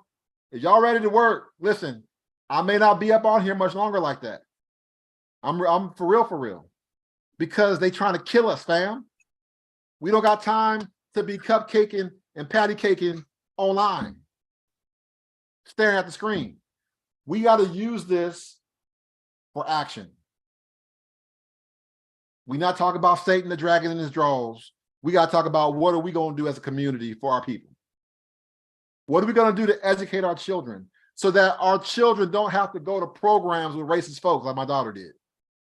I feel like a bad father and a bad parent that my own child had to go begging me, oh, I love dad, I love dancing, and I love singing, and I want to go do this, dad. And I pay this money for her to go to this thing, and they're racist as hell. So best believe I'm going to go find out who amongst us has a background in dance, who has a background in ballet, who has a background in theater. Why can't we have our own theater programs for our own children, for our own people, our own boys and girls that ain't gay? Amen. Y'all have a good night. Be blessed, fam. Shalom.